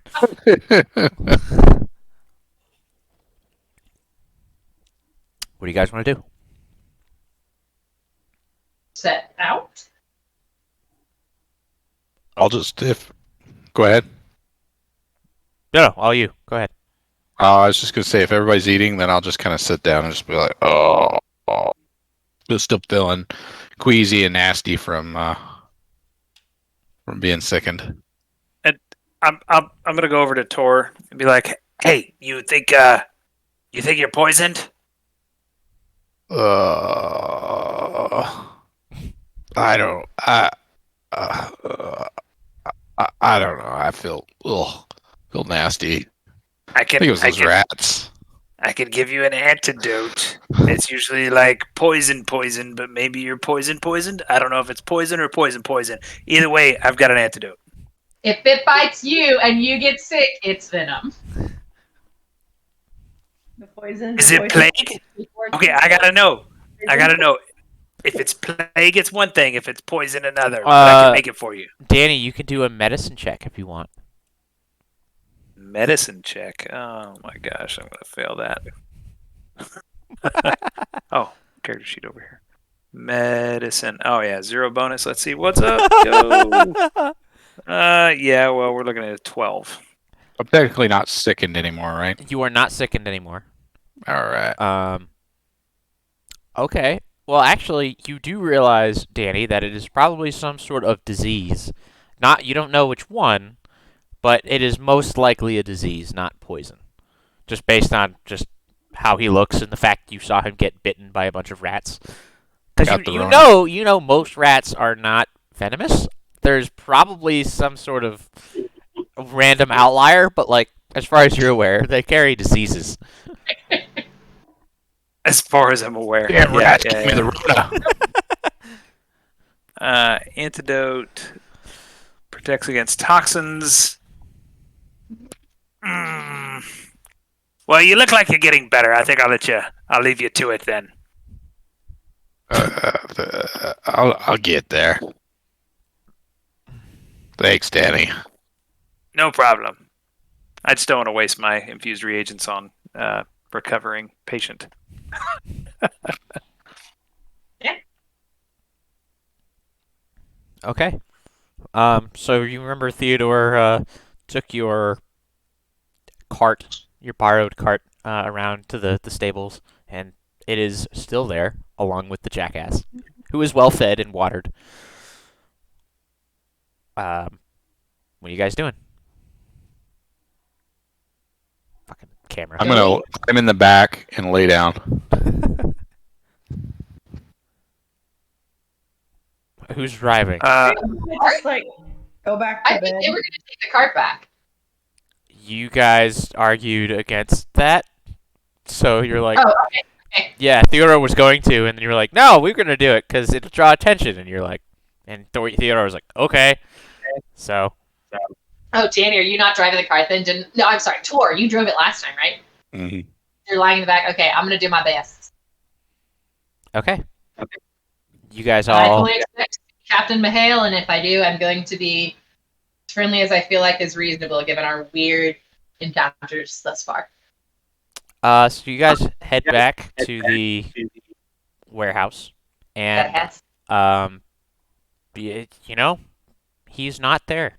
Captain Mahale. It seems that Irene and Michael have kept their promise, and either Mahale's just not there today, or he's being distracted by something. You don't know, but he's not there. And my rats and keys throwing up this morning.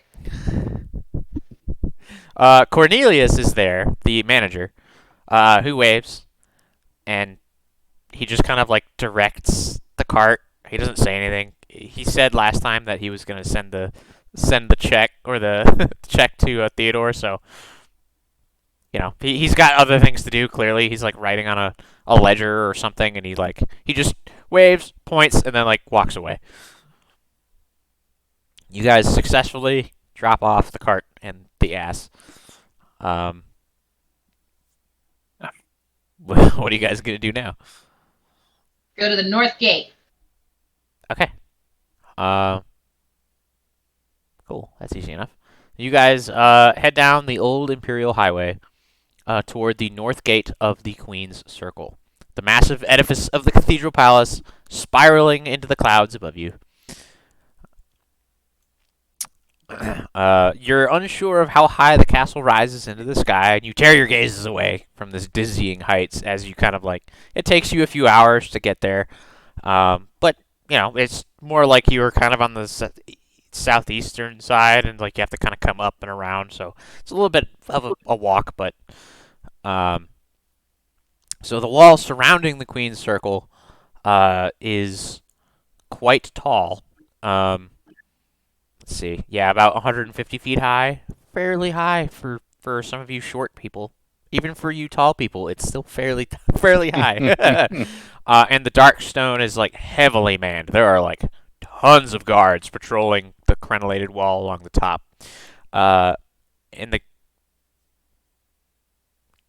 dragon, what happened? No! Snake! Zanake. Uh-oh. That's Trogdor. Welcome back. What, you messed up over there, buddy? And I'm back. Good. Okay. Yeah, so, let's see. Yeah, guardsmen, most of the guardsmen are wearing, silver plate mail and their black cloaks displaying the red rose on a green field. And the gate is a heavily armed checkpoint. There's mostly foot traffic moving in and out through here. There's a few carts lined up waiting for entry. The foot traffic seems to be going around the carts.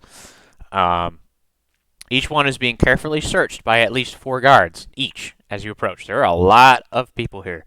There appear to be a few guards just watching people that not even checking anybody specifically. But none of these people look relaxed. They're all on guard. Not excessive, not something's happened, but none of them appear to be not doing their job. There are plenty of guards checking the walk-ins, as it were. People are displaying paperwork. They're showing badges, and then most of them are being waved in. You see one gentleman. He's wearing these kind of fine, this silk clothing.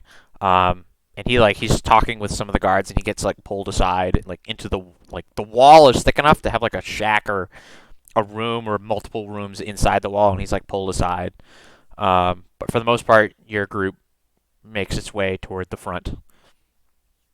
Yeah, and you guys come up to a guard, and he's clearly a vampire. He's very much got his fangs. He's got red eyes and stuff, and all right, what's your business here? He looks at all 4 of you. Very strange group, even for this place. So brandish the letter. And he just takes it. He looks at the seal. And he careful to keep the seal intact. He pops it open, and he unfolds it, and he reads it, folds it back up, hands it to you. Don't cause any trouble. And he just kind of waves you guys on. So passing through this monstrous gate into the Queen's Circle itself is passing through the mouth of a massive beast. On the other side, you're greeted by a surprisingly bright area. The cobblestones are all painted these bright pinks and yellows and greens and really all the colors of the rainbow. Even the homes here are very brightly painted. More vibrant than those outside the wall. So the ones, in the market court and the other districts they're painted, but the paint isn't as vibrant, isn't as it hits your eyes differently.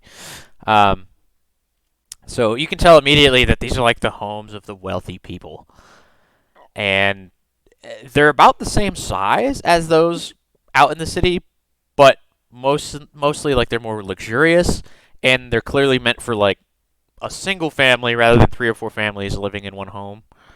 So they're very vast mansions is probably the best way to describe it. Um, and each one has its own garden, just like most other buildings here.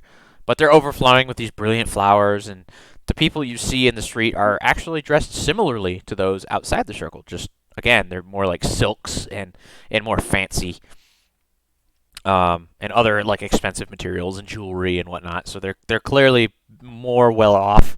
There's mostly Dampier and vampires here. Um, let's see. Yeah, each property is a surprisingly large estate. Most of them have like a wrought iron fence just around them. You also note that the old Imperial Highway continues south, actually going underneath the Cathedral Palace itself. Um, and it also kind of splits east and west to probably, as far as you guys know, kind of go into a circle around. Let's see. Yep. Michael told you that the property was on the eastern side of the Cathedral Palace. And you can see many people moving in and out of the palace, but thankfully there isn't a lot of traffic on the east side. The luxurious homes you pass have beautiful statuary, elegant purple hedges. There's not very many green plants here. Gorgeous flowers and pretty fountains. It's actually really nice. Gilded windows and stained glass abound as you press onward, and you note that each gate is guarded by people in similar armor to the city guard, save it's colored according to the family or the property owners. Most people have like the family crest on their cloaks and on signs hanging by the properties. And if you recall, the one you're searching for is Corvin property in the Garden of Plenty. Let's see. I will have everybody roll perception checks. Wow. Okay. So Tor, you notice that there is a road sign kind of just pointing in the direction of the Corvin properties, just the two ravens facing each other, and then just a sign. But you also see a secondary, smaller sign, and it says the Garden of Plenty on it, and it's pointing. It says about a half mile down the road on the left. It's very specific. And it depicts this kind of like a wrought iron gate with two ravens kind of staring at each other on top of the gate, and there's these green vines kind of wrapping themselves around the iron. But yes, you at least know where you're going, and the rest of you are more just blown away by the splendor of it all and how luxurious all of it. Even you know, Cyra, you're kind of used to draconic levels of splendor. This is just a different level of luxury. It's the same, but it's not. And Azalea, you're used to seeing rich people, and like rich people are all the same, even if it's yeah, they're all the same, man. Hate 'em. Uh-huh. But this way. And I walk off in the direction of the Garden of Plenty sign, the small one. I presume the rest of you follow. And I grab whoever's closest to me just to like tug on them. Yep, I'm going. Yeah. So as you guys continue down the boulevard, and it's lined with these like odd violet trees. There's glowing flowers and these vibrant homes. The denizens of the Queen's Circle mostly ignore you. A few of Her Majesty's guardsmen nod at you as they pass on their patrols, and the other richly dressed passerby don't seem to notice you at all. It's just, you're below them for the most part. You note that each person moving through here, even the obvious servants, wears a badge sewn on somewhere on their chest or sleeve, depicting their house's symbol. Though the city is fairly busy, there's no traffic you really have to avoid. The boulevard's wide enough that even the carts have their own, it's nobody's getting in anybody's way, nobody's shouting at anybody. It's, there's people having conversations and walking out and about, and it's city noise, but not aggressive city noise. It's very different from what any of you are used to. Let's see. Yep, so eventually, mostly Tor here being now the leader of the pack, you spy a sign for a Corvin property that says the Garden of Plenty. There are luminescent crimson roses that light up the gloom. Beside these vivid pink peony and vivid fuchsia and many plants that you guys can't identify. There's a well-tended cobble path on the other side of this closed, but not obviously locked, wrought iron gate. There's two statues of black stone, of onyx or something like that, of ravens, maybe twice as large as the actual bird, watch the gate. But yeah, the gate's closed. What do you guys want to do? Sir. Oh. It doesn't appear to be locked. It does not appear to be locked. Go and open it, if it will open. Yeah, it very easily opens. It's a very quiet gate. I'm just going to continue walking like I know exactly what I'm doing. You all note that the ravens, the statues, have like white gems, probably diamonds for their eyes, like very large diamonds. Wow. But yeah, there's like a lot of wealth here, an absurd amount of wealth. And you guys kind of open the gates. You all hear the clip of hooves on the cobbles from somewhere down the boulevard. And all of you, like, as you kind of like open this gate, you turn quickly and you spot a cloud of black smoke moving towards you. There's like a red glow within. You guys want to do anything? It's coming at you guys. Okay. Just continue at our same speed, so moving with intention, but not haste, to close the gate. Okay. And my heart is here. they're moving. This cloud is moving so fast that, like, as the gate closes, they're upon you. And let's see. I'm gonna roll some perception checks. Okay. So, Tor and Azalea, you realize that this smoke there's actually like creatures pulling like a carriage. It's not just horses. You see some horses behind the smoke cloud, but there are horse-like beings pulling a carriage in this cloud of smoke. And didn't we see something like this earlier? Like a couple sessions ago? As a matter of fact, you do recall seeing a carriage, a similar carriage, being pulled by something that is emitting smoke, and you're not entirely. You weren't close enough to see what it was, but you were a while out. This was on the day of worship, and they were heading into toward the cathedral palace, and this one is like in the Queen's Circle, heading north. Let's see. I need everybody to make a will save, please. Oh, that's not good. I rolled 9. a 4 for a total of 9.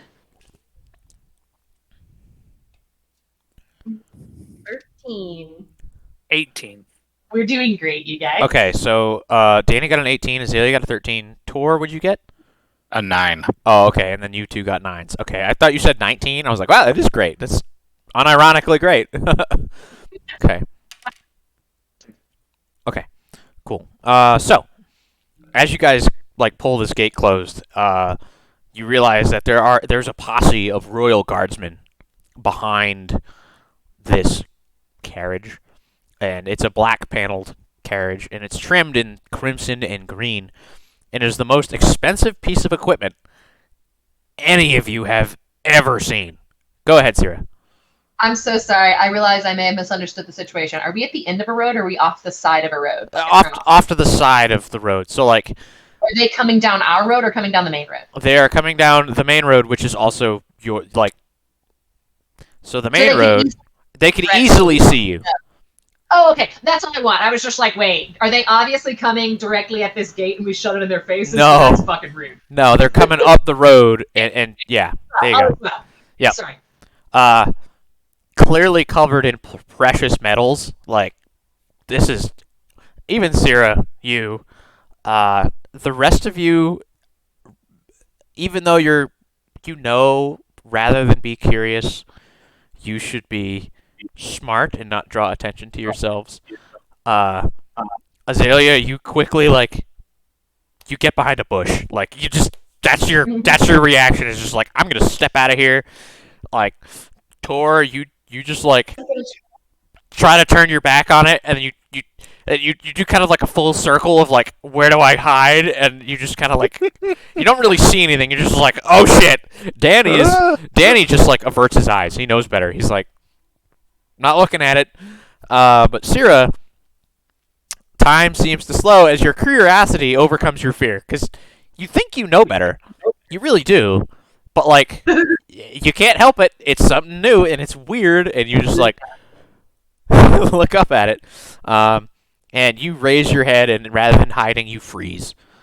And your eyes alight on an oddly warm visage, especially in this cold place. And through one of the windows in the carriage, and your blood freezes as pure power emanates from this person. As it washes over you, and there's blood red eyes framed by loose, curly, midnight hair, a strong jawline on this woman's thin but tawny face. A thin crown of red gold and rubies rests on her brow. Your eyes meet and hold for what seems an eternity. You're unsure if there's any other passengers as the carriage just like races by. You don't see anything. You just this happens. This moment in time is just everything. And I need you to make another will save. Nat 20. Wow. Total of Wow. And you steel yourself as all the possibilities race through your mind as this is based on the security detail, what she looks like, her carriage. This is probably the Blood Queen herself. And you're both awestruck and terrified. and terrified, but an odd sort of fascination, because this is kind of what your goal, not necessarily for her, but her orchestra, and it's just these conflicting emotions all clash all at once as she races by, and you are positive that this woman, this incredibly ancient vampire, who is not like the rest of her kin, you suppose. She knows you. You just feel that in your brain. Like, she now knows my face and everything about me. And you feel like opened to this person, but like you steel yourself against the fear, and you don't try to run. You don't try to go after her. You don't try to get in the way or do anything stupid. You just like take a second to breathe, and you're just standing there. The rest of you kind of like, as the galloping hooves go by, you kind of like all look around, make sure you're okay.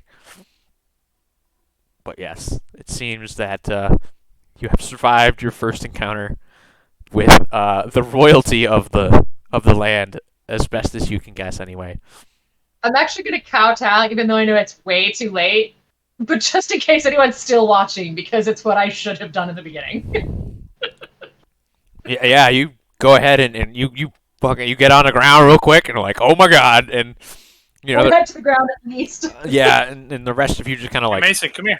the rest of you just Sorry. no idea what even happened or what's going on, other than like something terrifying just went by, super scary. Yeah, so that's you guys are in the garden now, and it seems safe enough. Nobody's coming after you. Nobody's like angry at you. It seems quiet now.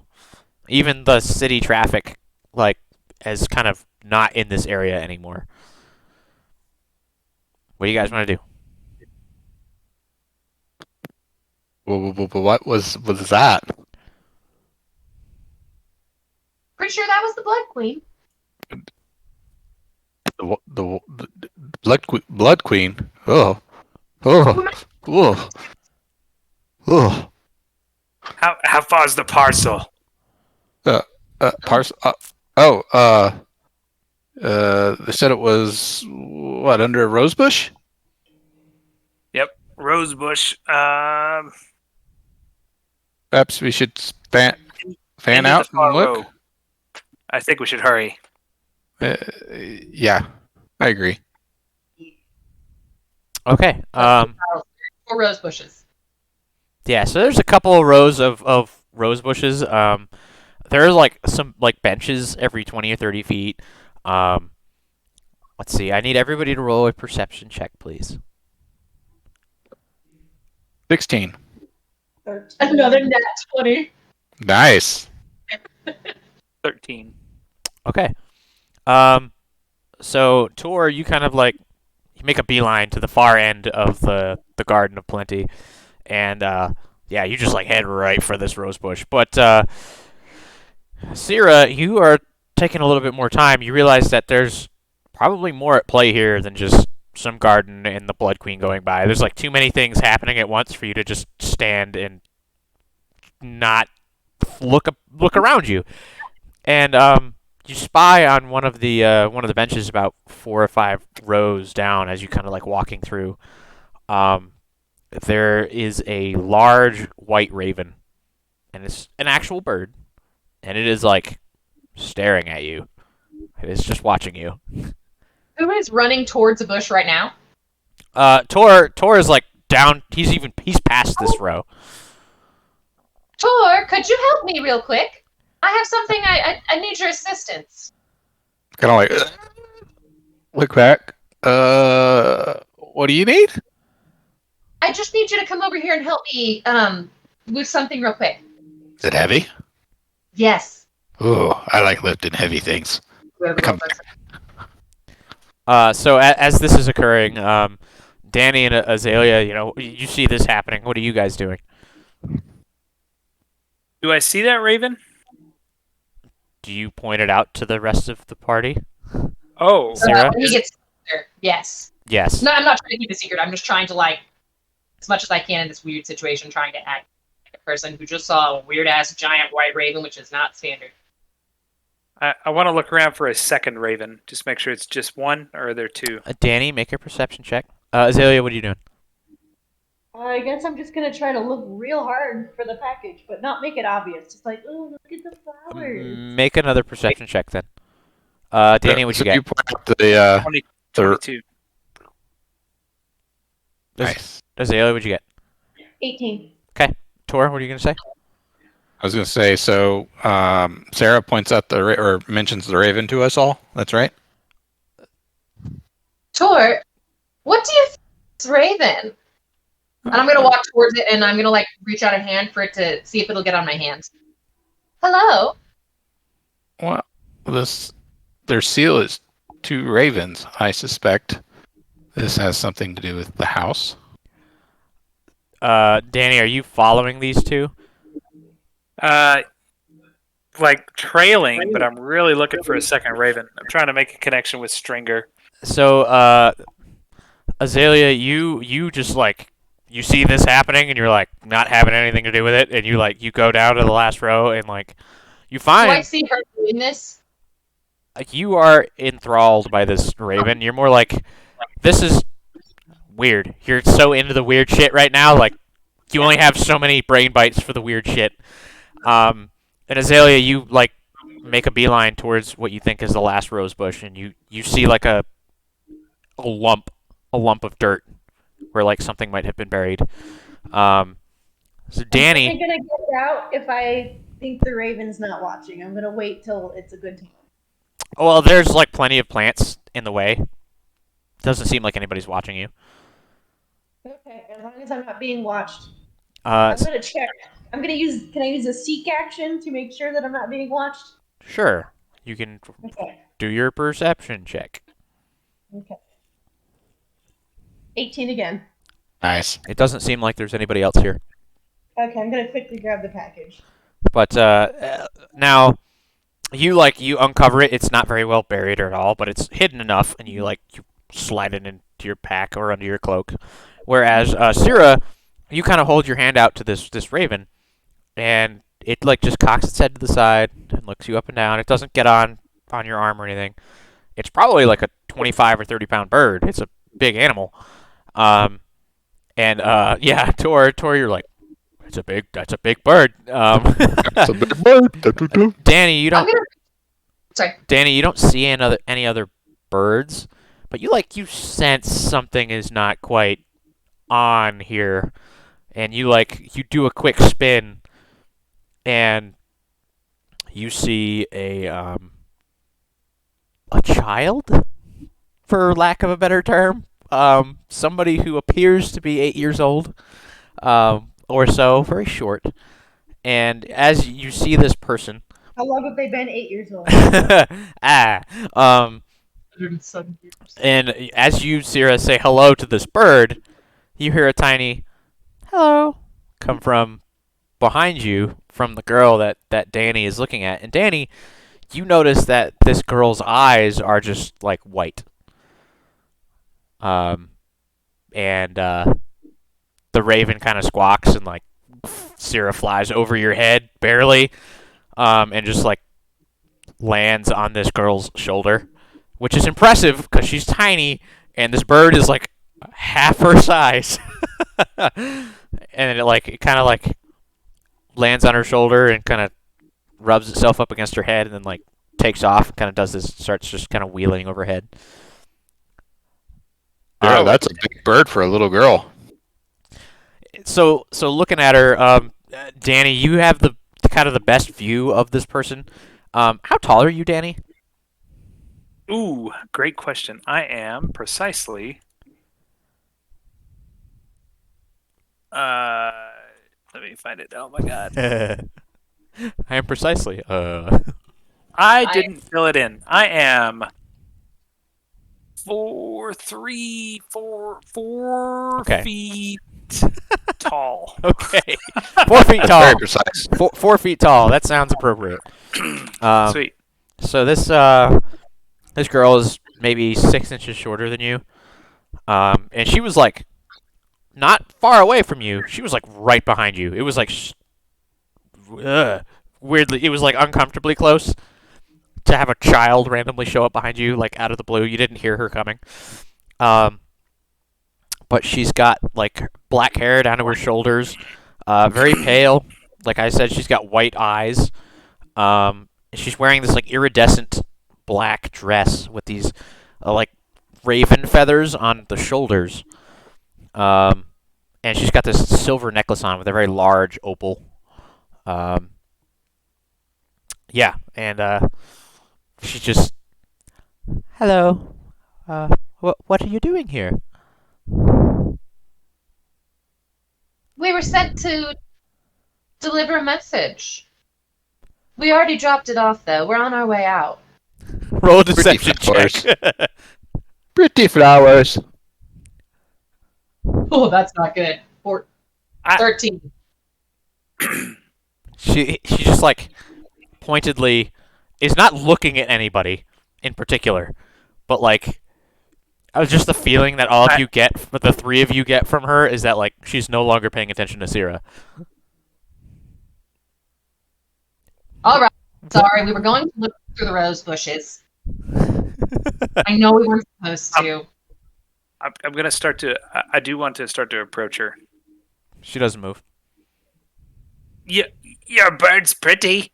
Your bird's really pretty. I like your bird. Oh, that's very kind of you. Jongler is a very nice bird. Jongler. Great name. And I'll keep like What did the slowly like getting closer. Roll a diplomacy check.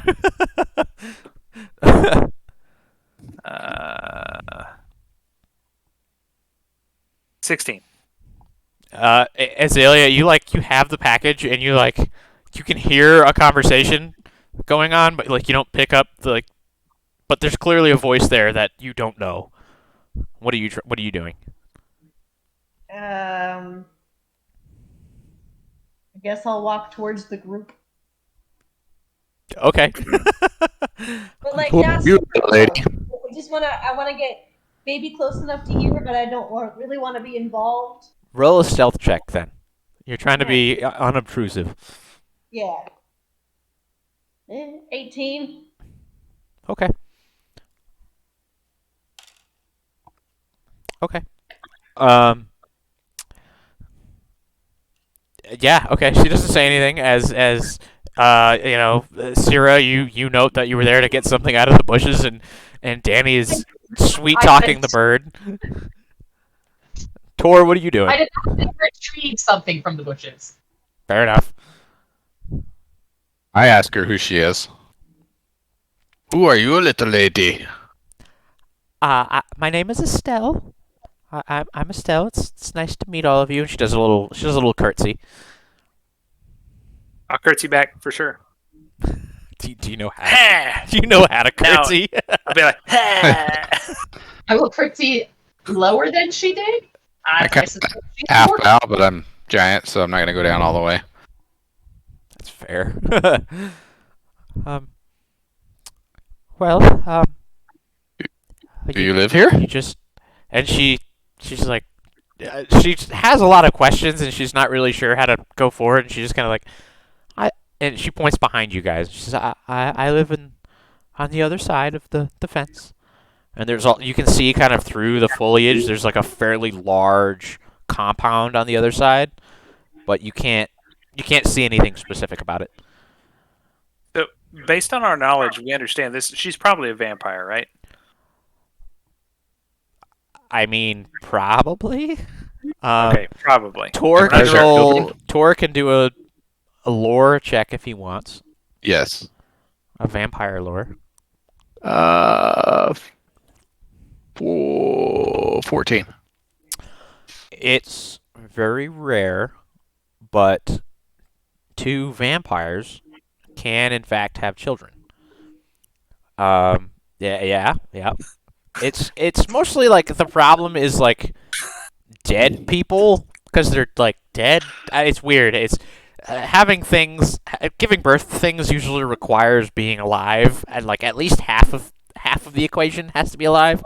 So Please explain the mating rituals of vampires to us. Yes, Well, please. he has not rolled high enough for that, but Oh, Thank Well, God. you can imply that, maybe so I know. maybe in you can the research future. later. Yeah, this research you can do. But the rare event No. a true vampire is born, they're usually 10 to 20 times stronger than like somebody who's been turned into a vampire, even as a child. So this girl is probably very strong. How she's if able to hold a 30-pound bird. Yeah, that seemed a little weird, especially Tor. You're the big strong man. You like that doesn't make sense. So now it kind of does. She's not a human, most likely. She doesn't appear. She hasn't opened her mouth up enough to be like to show you her fangs, but she doesn't have blood red eyes either. Would you be willing to show us the garden? Roll a diplomacy check. 11. Nice. Very well. I need the three of you to make a will save. Azalea, you're not close enough for this, Okay. so. Thanks. That's 35. This Nah. dice does not go in the naughty dice jail. This one's done for today. Danny. I don't. Do I have to tell you? Do I have Yes. to tell you? Oh. Jail, so. Natural one. Okay. So, Danny and Tor, it is the weirdest fucking experience you have ever had. As your point of view swaps from your, like, I don't know, your normal point of view, and all of a sudden you feel like you are in the air. And it is horrifying for half a second. And then it's like, oh, Throw up again. you see your own body, and you see yourself throw up from about 30 feet in the air, as you guys, Infection, no big deal. did you guys are getting a bird's eye view of the garden, and Cyra, you feel like some magic enter your mind, and you just like, nuh-uh, and you brush that shit off. Hey, Satan. It lasts for maybe 5 or 6 seconds, and then like it disappears. That was a totally wasted nat 20. Sadness. Well,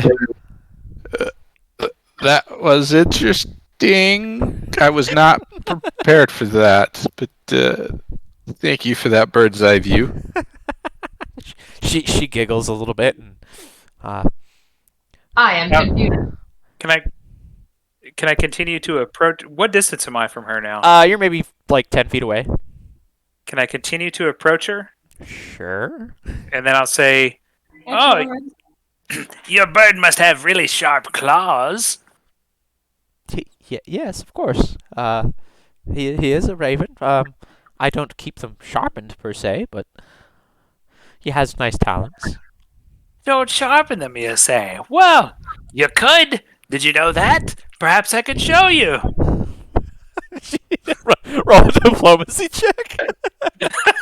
Sorry. It's not good. 7. 7.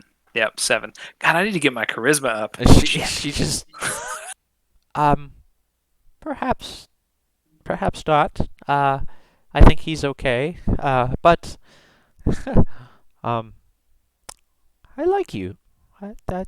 She like looks over. It's weird because like she's clearly sometimes not quite looking at all of you. She like leans over to talk around Danny, but like is kind of looking at the bushes at Tor and Cyra, but like not quite line of sight. And she says, I like you. What is who's your friend?" She's talking about Danny. No, she's as she says this, Azalea, you hear as a raven kind of descends at your position, doesn't attack you, but like swoops down on you and starts cawing very loudly. What are you gonna do about that? Big bird. Are you gonna stay hiding or what? Even hiding. I was just kind of like trying to like not be obviously in line of sight. I'm just gonna put my arm out, see if it jumps on. I'm not sure I'm strong enough to keep it up there. It does not land. It is a good attempt. But yeah, it flies back over to wherever your companions are. And we can all like see where she's at. She's just kind of like on the edge of the garden or whatever. Yeah, she was like flowers. She was like peering around and like listening, but like not in line of sight. But now you can kind of like, she's kind of been, her cover's been blown, sort of thing. Like she wasn't really hiding, but you're like, oh yeah, she's over there. That's cool. I've been seen. The mortifying ordeal of being seen. So What was the girl's name again? She actually didn't say. Oh, I thought you did. She's I'm Estelle. Estelle. She did. You're right. Yeah, she did. Yeah. Yeah. Brain. Well, Lady Estelle, that would be our friend Azalea. Come Oh. say hi, Azalea. Yes, Dad. She giggles. And she does a slight curtsy in your direction as well, but like again, not quite facing you, but like But I've had experience with nobility, so I'm gonna do like a very exaggerated, very proper curtsy back. Yeah, it's the best looking curtsy out of the four of you. That's hurtful. And yeah, clearly Azalea has spent some time with the noble folk, and it's showing. As Estelle says, it's nice to meet all of you. I don't get very many visitors in the garden. Would you like to come for tea tomorrow? Oh, would love to, but tomorrow we're going on a journey with some friends we met, and we're going to the woods. I would love some tea tomorrow. Danny, we already promised. They've already delayed their journey a day. That's okay. You know what? You guys can go. Oh, I am okay. incredibly interested in Lady Estelle. I would love to have tea. I need Danny and Cyra to roll diplomacy checks. Fucking diplomacy checks, man. Ugh. I mean, unless you're 15. lying, dude. Unless you're lying. 15. Ew. No, I'm not lying. 15.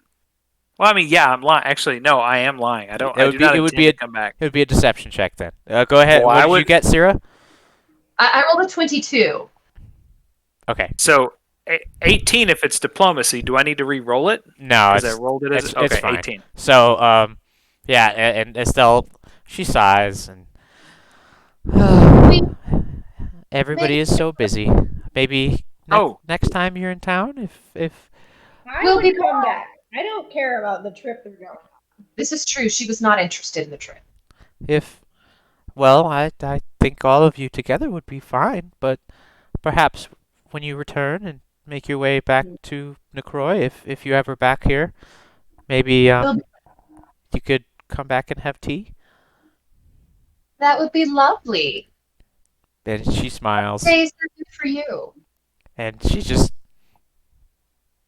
whenever. And with that, she just kind of looks at all of you. It's weird because um not real. It's hard to describe.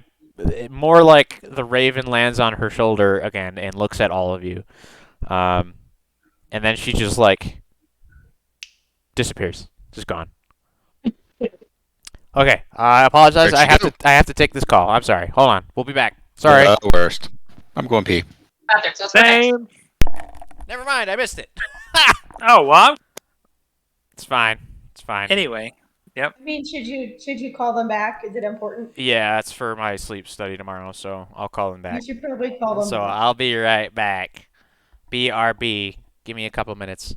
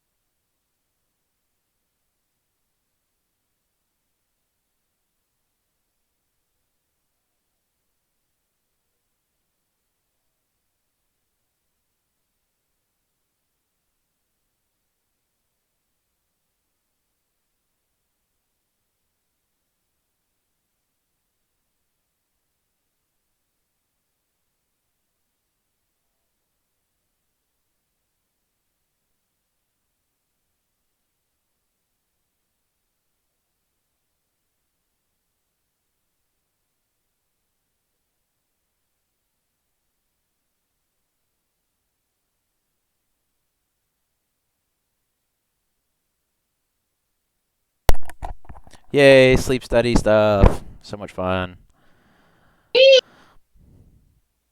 Gonna be great once Marlena gets back. Yeah. Brad's eating tuna.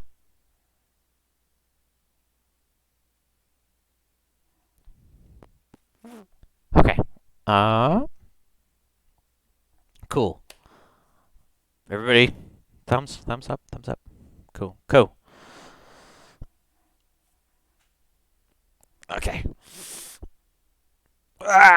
Okay. Cool. So yeah, Estelle Corvin disappears into a.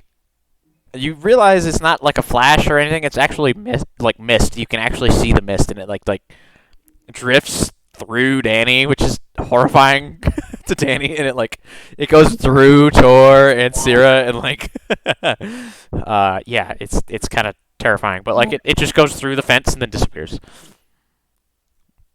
The raven squawks and then flies away. I'm gonna wait, since I know she can see through thighs. Okay. So at this point, you guys have the package. What do you guys want to do? What a charming little girl. She's terrifying. She's terrifying, and we should watch for any ravens on the way home. You're just saying that because you threw up from the bird's eye. Come on. That was Tor. Oh, okay, only Tor. You're just saying that because Tor threw up from the bird's eye view. Come on, let's go. She had white eyes, and she ignored me. She didn't like me. I don't like her. You Fritz. Regardless, I'd like. We get back. We need to tell them that Lady Estelle saw us and watched us, and she watched us all really closely. Yeah, let's keep talking about it where she can hear us. In her garden. She's gone now, unless there's a raven overhead. Did you look? I look for a raven, and I'm look gonna up. physically grab him and start walking. There do not appear to be any obvious birds or other creatures of the night above you. You're still being drug away by an angry kobold. Oh, that's so cute. Look at that little guys. The little ones are fighting. Yeah, I get it. Children are fighting. I hate it. Okay, you guys head back out onto the boulevard and head back toward the north gate. There's plenty of foot traffic again. It seems it was quiet for a few minutes, and then it's kind of ramped back up. And you guys head out. Nobody seems to be following or watching you guys. There's no particular interest again held in you guys. You can't shake the feeling that there's a lot of weird shit. There's a lot of weird shit going on in this place, and most of you are getting fairly uncomfortable with all the weird shit. Is there anything you guys want to do on the way back, or just head straight back to the pub, or what? I want to head straight back to the pub. Get rid of this package. Yeah, I don't want to hold on to it. I'm going to continue to watch the sky and the edges of building rooftops, Okay. for ravens. I'm looking for ravens. Okay. Yeah, as you guys go on, you realize there's a lot of ravens in this city in general. That seems like, rather than pigeons, it's ravens. There's like a fuck ton of ravens. Just so happened that while you were in the garden, there was like the one white one that Estelle owned, and then. Okay, we're looking for the white one. But yeah, you don't see any that look exactly the same. There are a few white ones, but there's multiple, and they're on eaves of houses, and some of them are sitting in windows and watching. There are little towers kind of everywhere that have all the nests and stuff like that, and it's pretty cool. But none of them appear to be specifically watching you for to follow you or anything like that. But Danny, your paranoia is growing as they'll squawk at each other, and maybe they're passing information about you. You don't know, dude. I'm definitely talking about you. The birds are talking. Yep. Okay, so you guys exit the Queen Circle. Nobody follows you. Nobody's harassing you. The guards are just they don't really give a shit about who's leaving for the most part. They'll take a look at you, and the one that you you showed your document to. Like he sees you and he nods, but that's about it. It's uneventful, and it's a long walk. It's a couple hours like each direction, and you guys make it back in kind of the mid to late afternoon to the pub. And do you guys want to just go straight to Michael, or you see Lorenzo and Leon in the they're sitting at a table and they're just kind of talking by the fire. They're not eating anything, but they're drinking for certain. And Theodore's behind the counter, and Tessa is nowhere to be seen. But Yeah, I'm going to continue walking up the stairs towards Michael's, and then if the Lorenzo and Leon see us, I'll wave. yeah, they wave. They're you see Spaghetto. Kind of he has a tentacle and he kind of like waves it, and then you see Trebolente. He just kind of like wiggles a little bit and like changes like a happy shade of green, and then goes back to his like light blue. As you guys head up the stairs. Spaghetto waved at me. Spaghetto waved at me. It's exciting, especially for you. But yeah, you guys head into up to Michael's room, and you knock, I presume. Yeah. Opens. Did you get the parcel? Yes. Clunk, clunk, clunk, clunk, clunk. It starts undoing all the locks, and the door swings open, and you see that Irene is there as well, and you all shuffle in, I presume. Okay. Yep. The door closes behind you, and he says, "Well, where is it? Who's got it?" I'm gonna slide it over to him. Is it? And he kind of starts a little bit as like Azalea slides it over to him, and like he picks it up gingerly, and he very carefully unwraps it, and it seems to be a mold. And he opens it up, and it's like two. It looks like he can make 2 tokens at a time. He says, "Okay, this is what we needed." Yes, Danny. You should know, Lady Estelle likely saw us take it. He kind of like. I think she saw us take it. I think she saw us. I think line of sight for both her and what was his name? The bird. Where Jongler. Jongler.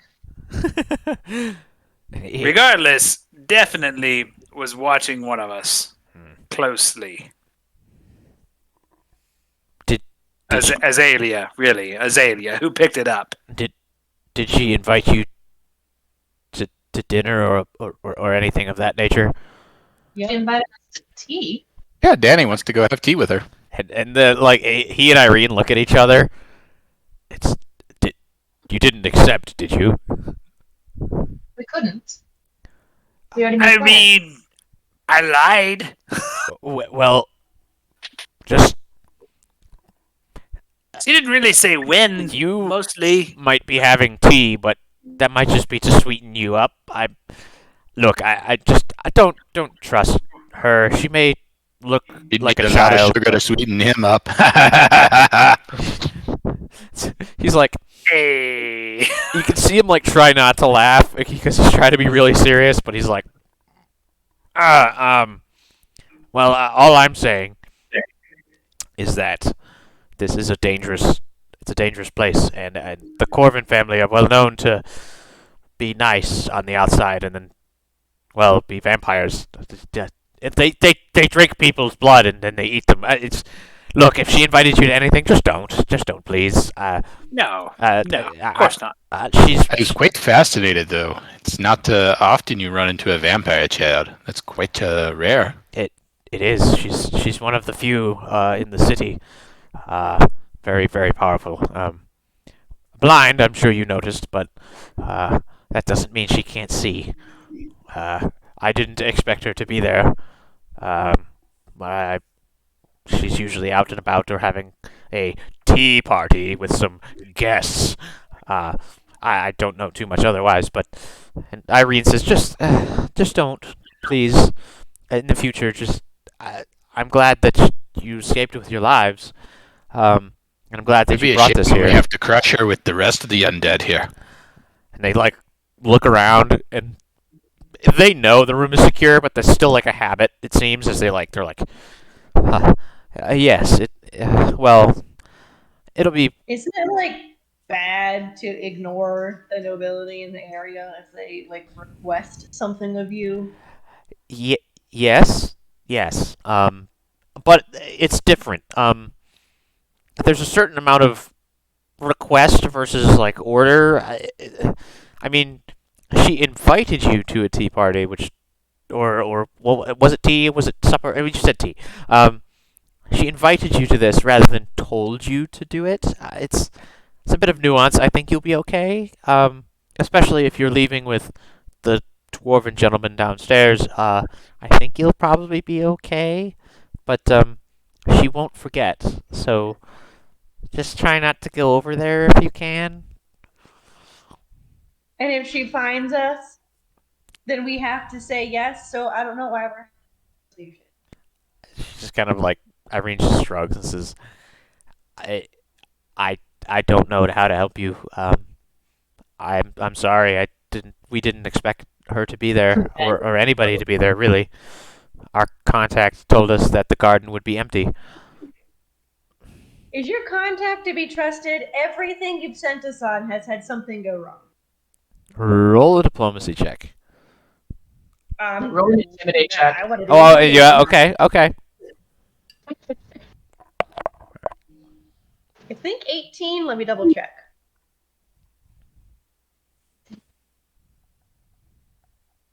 Yeah, 18. She's just look. We have more than one. We have many contacts. Why we don't have just one? And frankly, they got us this parcel, so they're well enough to be trusted. It just happens sometimes that people, don't make a plan for a day and wander places. I understand that we've had a stroke of bad luck or three, but you're alive, and we have what we need to get you tokens of passage. I'm sorry. These things happen. I don't know what to tell you. I'm just saying that some of them have let us down, and maybe to just remember who did that and who didn't. And Michael kind of cuts in. He says, "Look. These are the people that you are helping us vet as well. Just I understand your disagreement, but we're taking care of this. Some of these are clearly not working in our favor, or are just not diligent enough to be trusted. But we're working on it. We're improving. This is the whole overthrowing a government thing and killing the nobility is not something that happens overnight. Well, I mean, the planning doesn't. It takes a while, but anyway, you get the point. We learn as we go, and I've been doing this for a while, but some people are new at this whole espionage thing, or intelligence gathering, or dropping off packages. Some people are just not cut out for it, but we don't know that. I'm sorry. We'll have them try harder, I guess, or just ask them. I don't know what to tell you. How long are these badges going to take? And he points at you and says, so it is afternoon time now. You will have them by morning. They will be done overnight. All right. Let's leave this man alone so he can make us some badges. I'm ready to take my Fauchard out and whack some things. So Irene, she just takes the 2 silver blocks and the parcel and puts them in her bag, which, as you guys look at it, is a very, very small bag and clearly should not fit these items in it, but they just disappear into it. She goes, "Okay, I'm gonna go get these made right now. They'll be done by morning. Just come up here before breakfast, or one of you come up here before breakfast, and we'll give you the badges. Just." I think Azalea would like to come up here before breakfast, and I walk away. Okay. And so, as you go to leave, you realize you have to unlock all of the locks, and you're just like, you up and you start like unlocking the locks as you try to like angrily storm out of the room, or at least just leave. Just leave. Yeah, I'm not angry. It's a little awkward as you're just like, is there anything else that we can do for you? Also, I made eye contact with the Blood Queen. Um,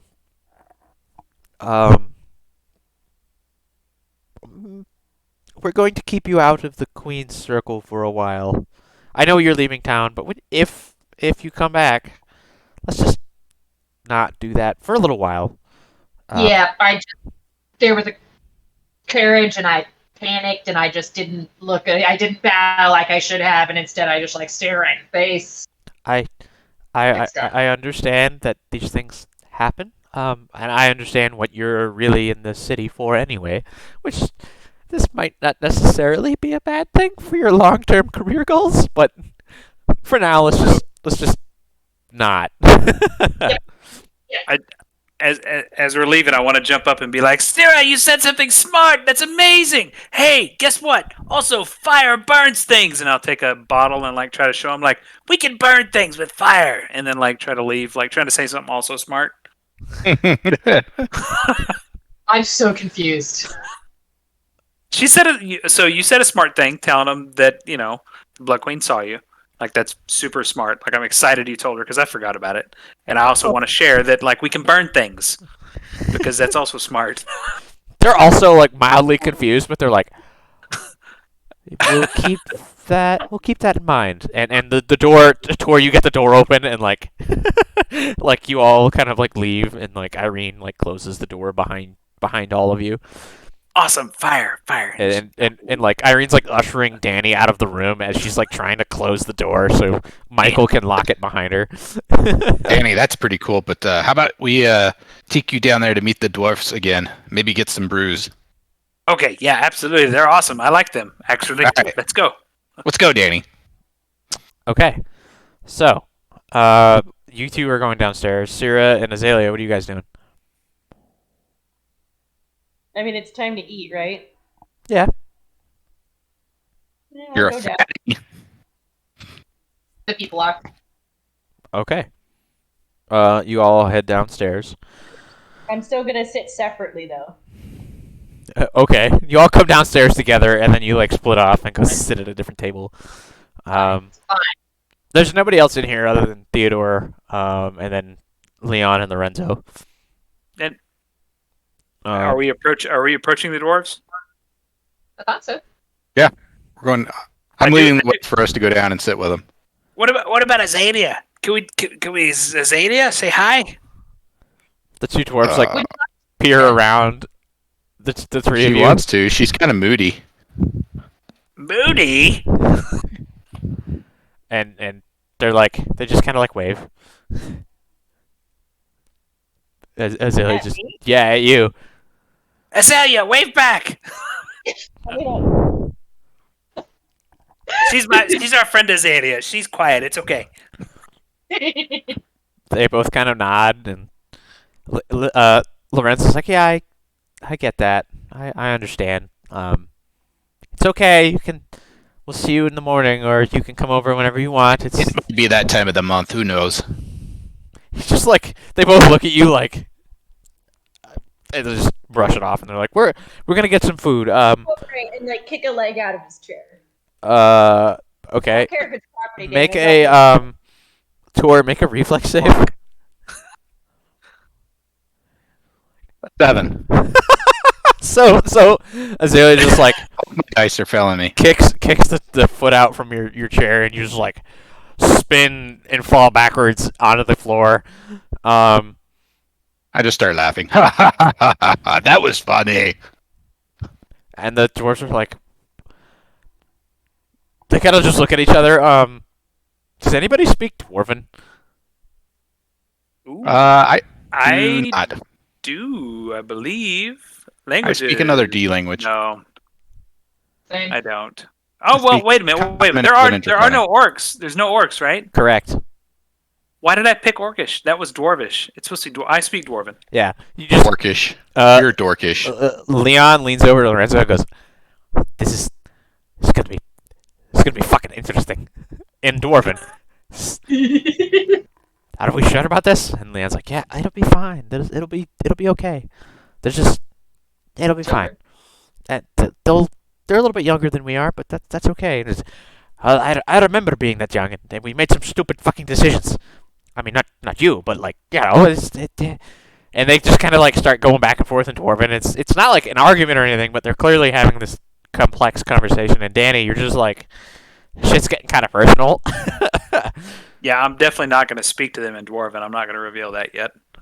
You know what? Just listening. Theodore like brings over food, and they switch back to common and say, "Well, it'll be nice to have you, all four of you, with us tomorrow when we leave.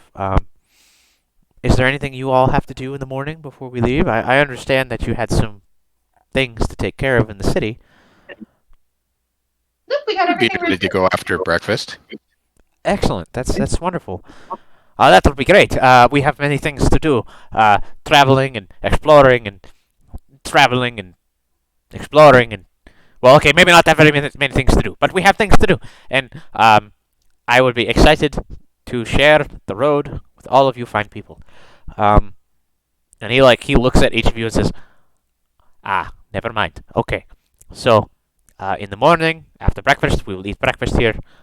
We have transportation, just a cart out back that we can all ride in, so we don't have to walk, and it'll be fine." Okay. Is there anything you need from us before we leave in the morning? Okay. So, yeah, if there's nothing else you guys are doing, you guys are well fed and watered, as it were. And the rest of the evening passes by pretty uneventfully, unless there was something you guys wanted to do. Or talk about, or ask, or whatever. Yeah, I'm good with going to bed. Yeah, it's been a long day. I'm gonna go Nearly. back to my room. Some of us had to do all the work. Some of us nearly died multiple times. It's fine. Tori, you're going to go back to your room? Right, I'm gonna go back to my room, and as best I know, because I don't know much about Rashog, but I'm gonna pray to Rashog so that I don't get sick again in the morning. Roll a fortitude save, my dude. Oh, that one's good. 24. Okay, cool. Danny, what are you doing? I'm going to try to not go to bed until after they do. Okay. So I don't know how late they're planning on staying up, but I definitely want to just hang out with them and discuss dwarven culture and their octopus. Oh, I thought you meant like your compatriots. Let's talk about his pussy. Octopus. So you're Show me your octopus. so you're asking. That's what I told her. Oh boy. So you're asking It's terrible. Lorenzo about Spaghetto. Spaghetto, and then additionally just talks about dwarven culture because not familiar and really intrigued by these two. Okay.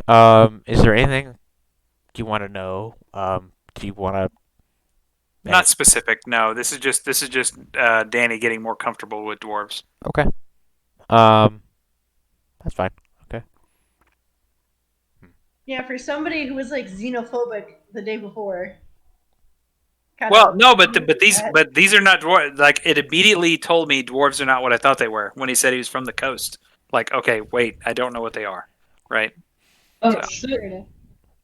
Your entire image has been shattered, and now you're rebuilding it. There you go. That's what it is. Uh, And octopus. Holy shit! It's got like 8 little legs, and they do things. It's amazing. I want to make my own. so, Put one in a jar. so over the as the sun sets, if you were in a normal world, that's what would happen. But the clouds set in this case. As the clouds set and the stars come out, you see a little bit of a sliver of a new moon, or just past the new moon rather, and you guys all sleep fairly peacefully, except for Danny, who, as all of you level up, Danny, you spend your night feverishly working through the night to develop a thing. Yes. A thing. A thing. So yes, everybody levels up. You're all level 2 now. Yay, level 2. Yay, level 2. Yep. Deuces. Deuces. But the rest of you all wake up in the morning, feeling much better about yourselves and about the world around you for some reason. You feel healthier even, and stronger and maybe a little more wise. But in this case, Danny, you're fairly tired, but you all kind of wake up at roughly the same time and take your time to prepare your spells and whatnot. And yeah, so you guys want to head up and speak with Michael, presumably? Yes. Yep. I've got my bow shard and my war flail already on me. I am ready to go. Okay. Azalea, you're with them, I presume? Yes. Okay. And Danny? Yep. Okay. Are you taking that feat, Danny? Yes. Okay, that's what you did overnight then. Yep. Sweet. So What did you do? I don't know. That's a great question. Are you gonna show them or are you gonna just keep it secret? For sure. Like Okay. this is disgusting and weird and awesome. Okay. So as you guys get to up, be clear, as an alchemical familiar, it can have a awkward look, right? Like it'll have the Weird characteristics we science. discussed, but it doesn't have to look exactly like that creature. uh-huh. Yep. Okay, sweet. Can I just put that picture into chat and call it that? You should be able to either do that or share your screen Okay. to put your picture. Let's see. Boop. I've Did you got just this create Frankenstein? screen. I did. It looks like this. Oh, you're okay. Here, let me pull that up. Ooh, that's pretty cool. It's got a bottle for a head. Yeah, it's an octopus bottle head thing. Yeah. There you go. Nice. Yeah. I love it. You are deeply inspired by Spaghetto, I see. Deeply. Look. I don't know what situation we're in. Like if I'm. You guys are like right outside. Yeah. You're outside Michael's room. You've This is just some weird knocked. science shit.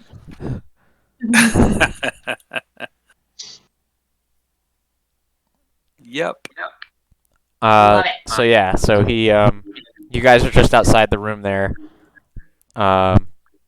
So yeah, you guys knock and Michael opens. You see him open the peephole and he closes it. You hear all 7 locks come unlocked and he comes. Come in, please. Go in. Okay. Oops. So you guys go in. I presume all of you. Yeah. Okay. Cool. Yeah. And he takes out. Irene is not there. But he hands each of you a circular token, a badge, a silver badge. And it has on the front has a cross, and there's a dragon, and the bottom right has like a sun on top of a half moon, which you recognize from Captain Mihail's cloak. It's the Trifu family's crest. And on the back, it's got the royal crest of the rose on a green diamond, or in this case, it's just a rose on a diamond because it's metal. It's not painted or anything like that. But it says these need to be prominently displayed at all times, so you can carry your weapons and whatnot, and no one will stop you, most likely. Just keep them on your person. Do not lose them. I have also forged the documents, and he passes a piece of parchment to each of you. It's essentially the same. This tells anybody that's questioning you that you are working for the Trifu family on Trifu family business. It does not specify what business that is, so I suggest you all get together and come up with the same story or something similar. But as of now, I understand that you're looking to go to the Wolf's Wood. Uh, you don't have to come back here. You've already done enough for us in retrieving the mold and helping the people of Necroi and really of the Ashlands. And I hope that our cause stirs you to maybe greater good and to different work to help the people. But I would not be angry if you would not return. I would understand. And as for that, if you wish to do something more for the people, there is a gentleman that we are looking for near Lupadure, or the town next to on the western side of the Wolf's Wood. He goes by the name Kalo Krav. How do you spell that? Calocrav. Kalo Krav.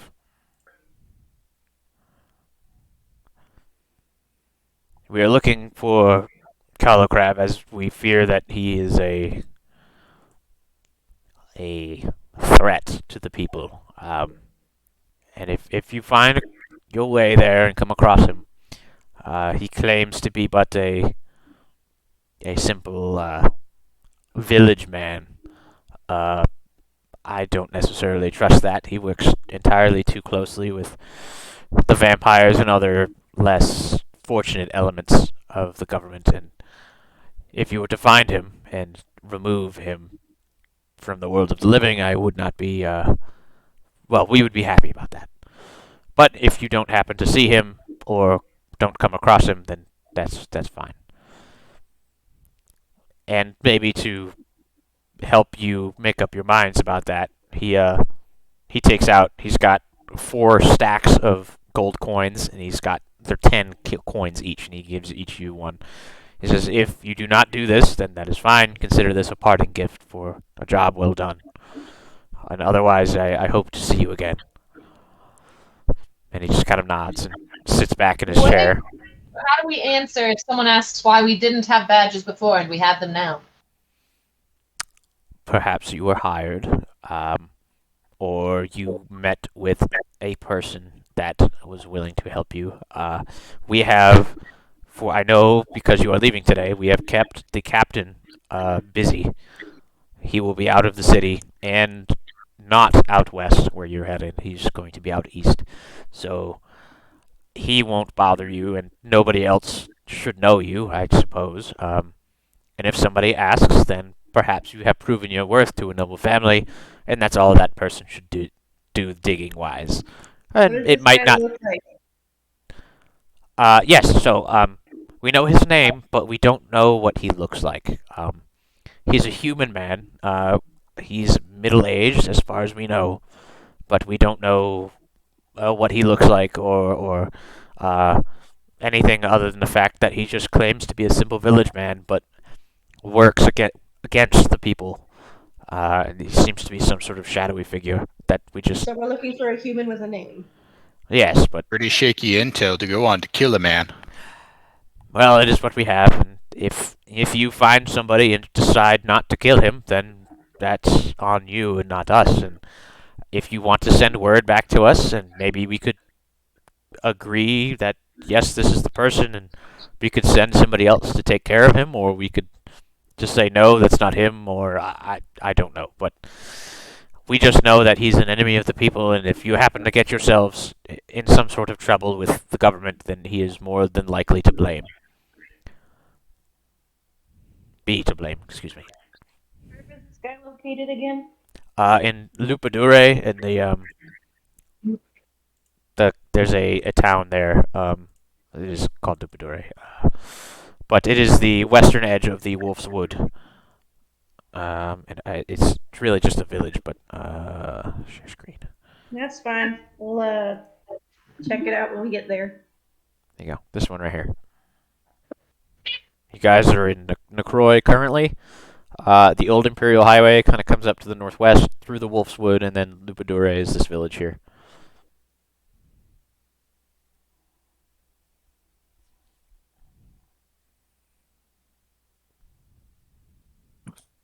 Okay.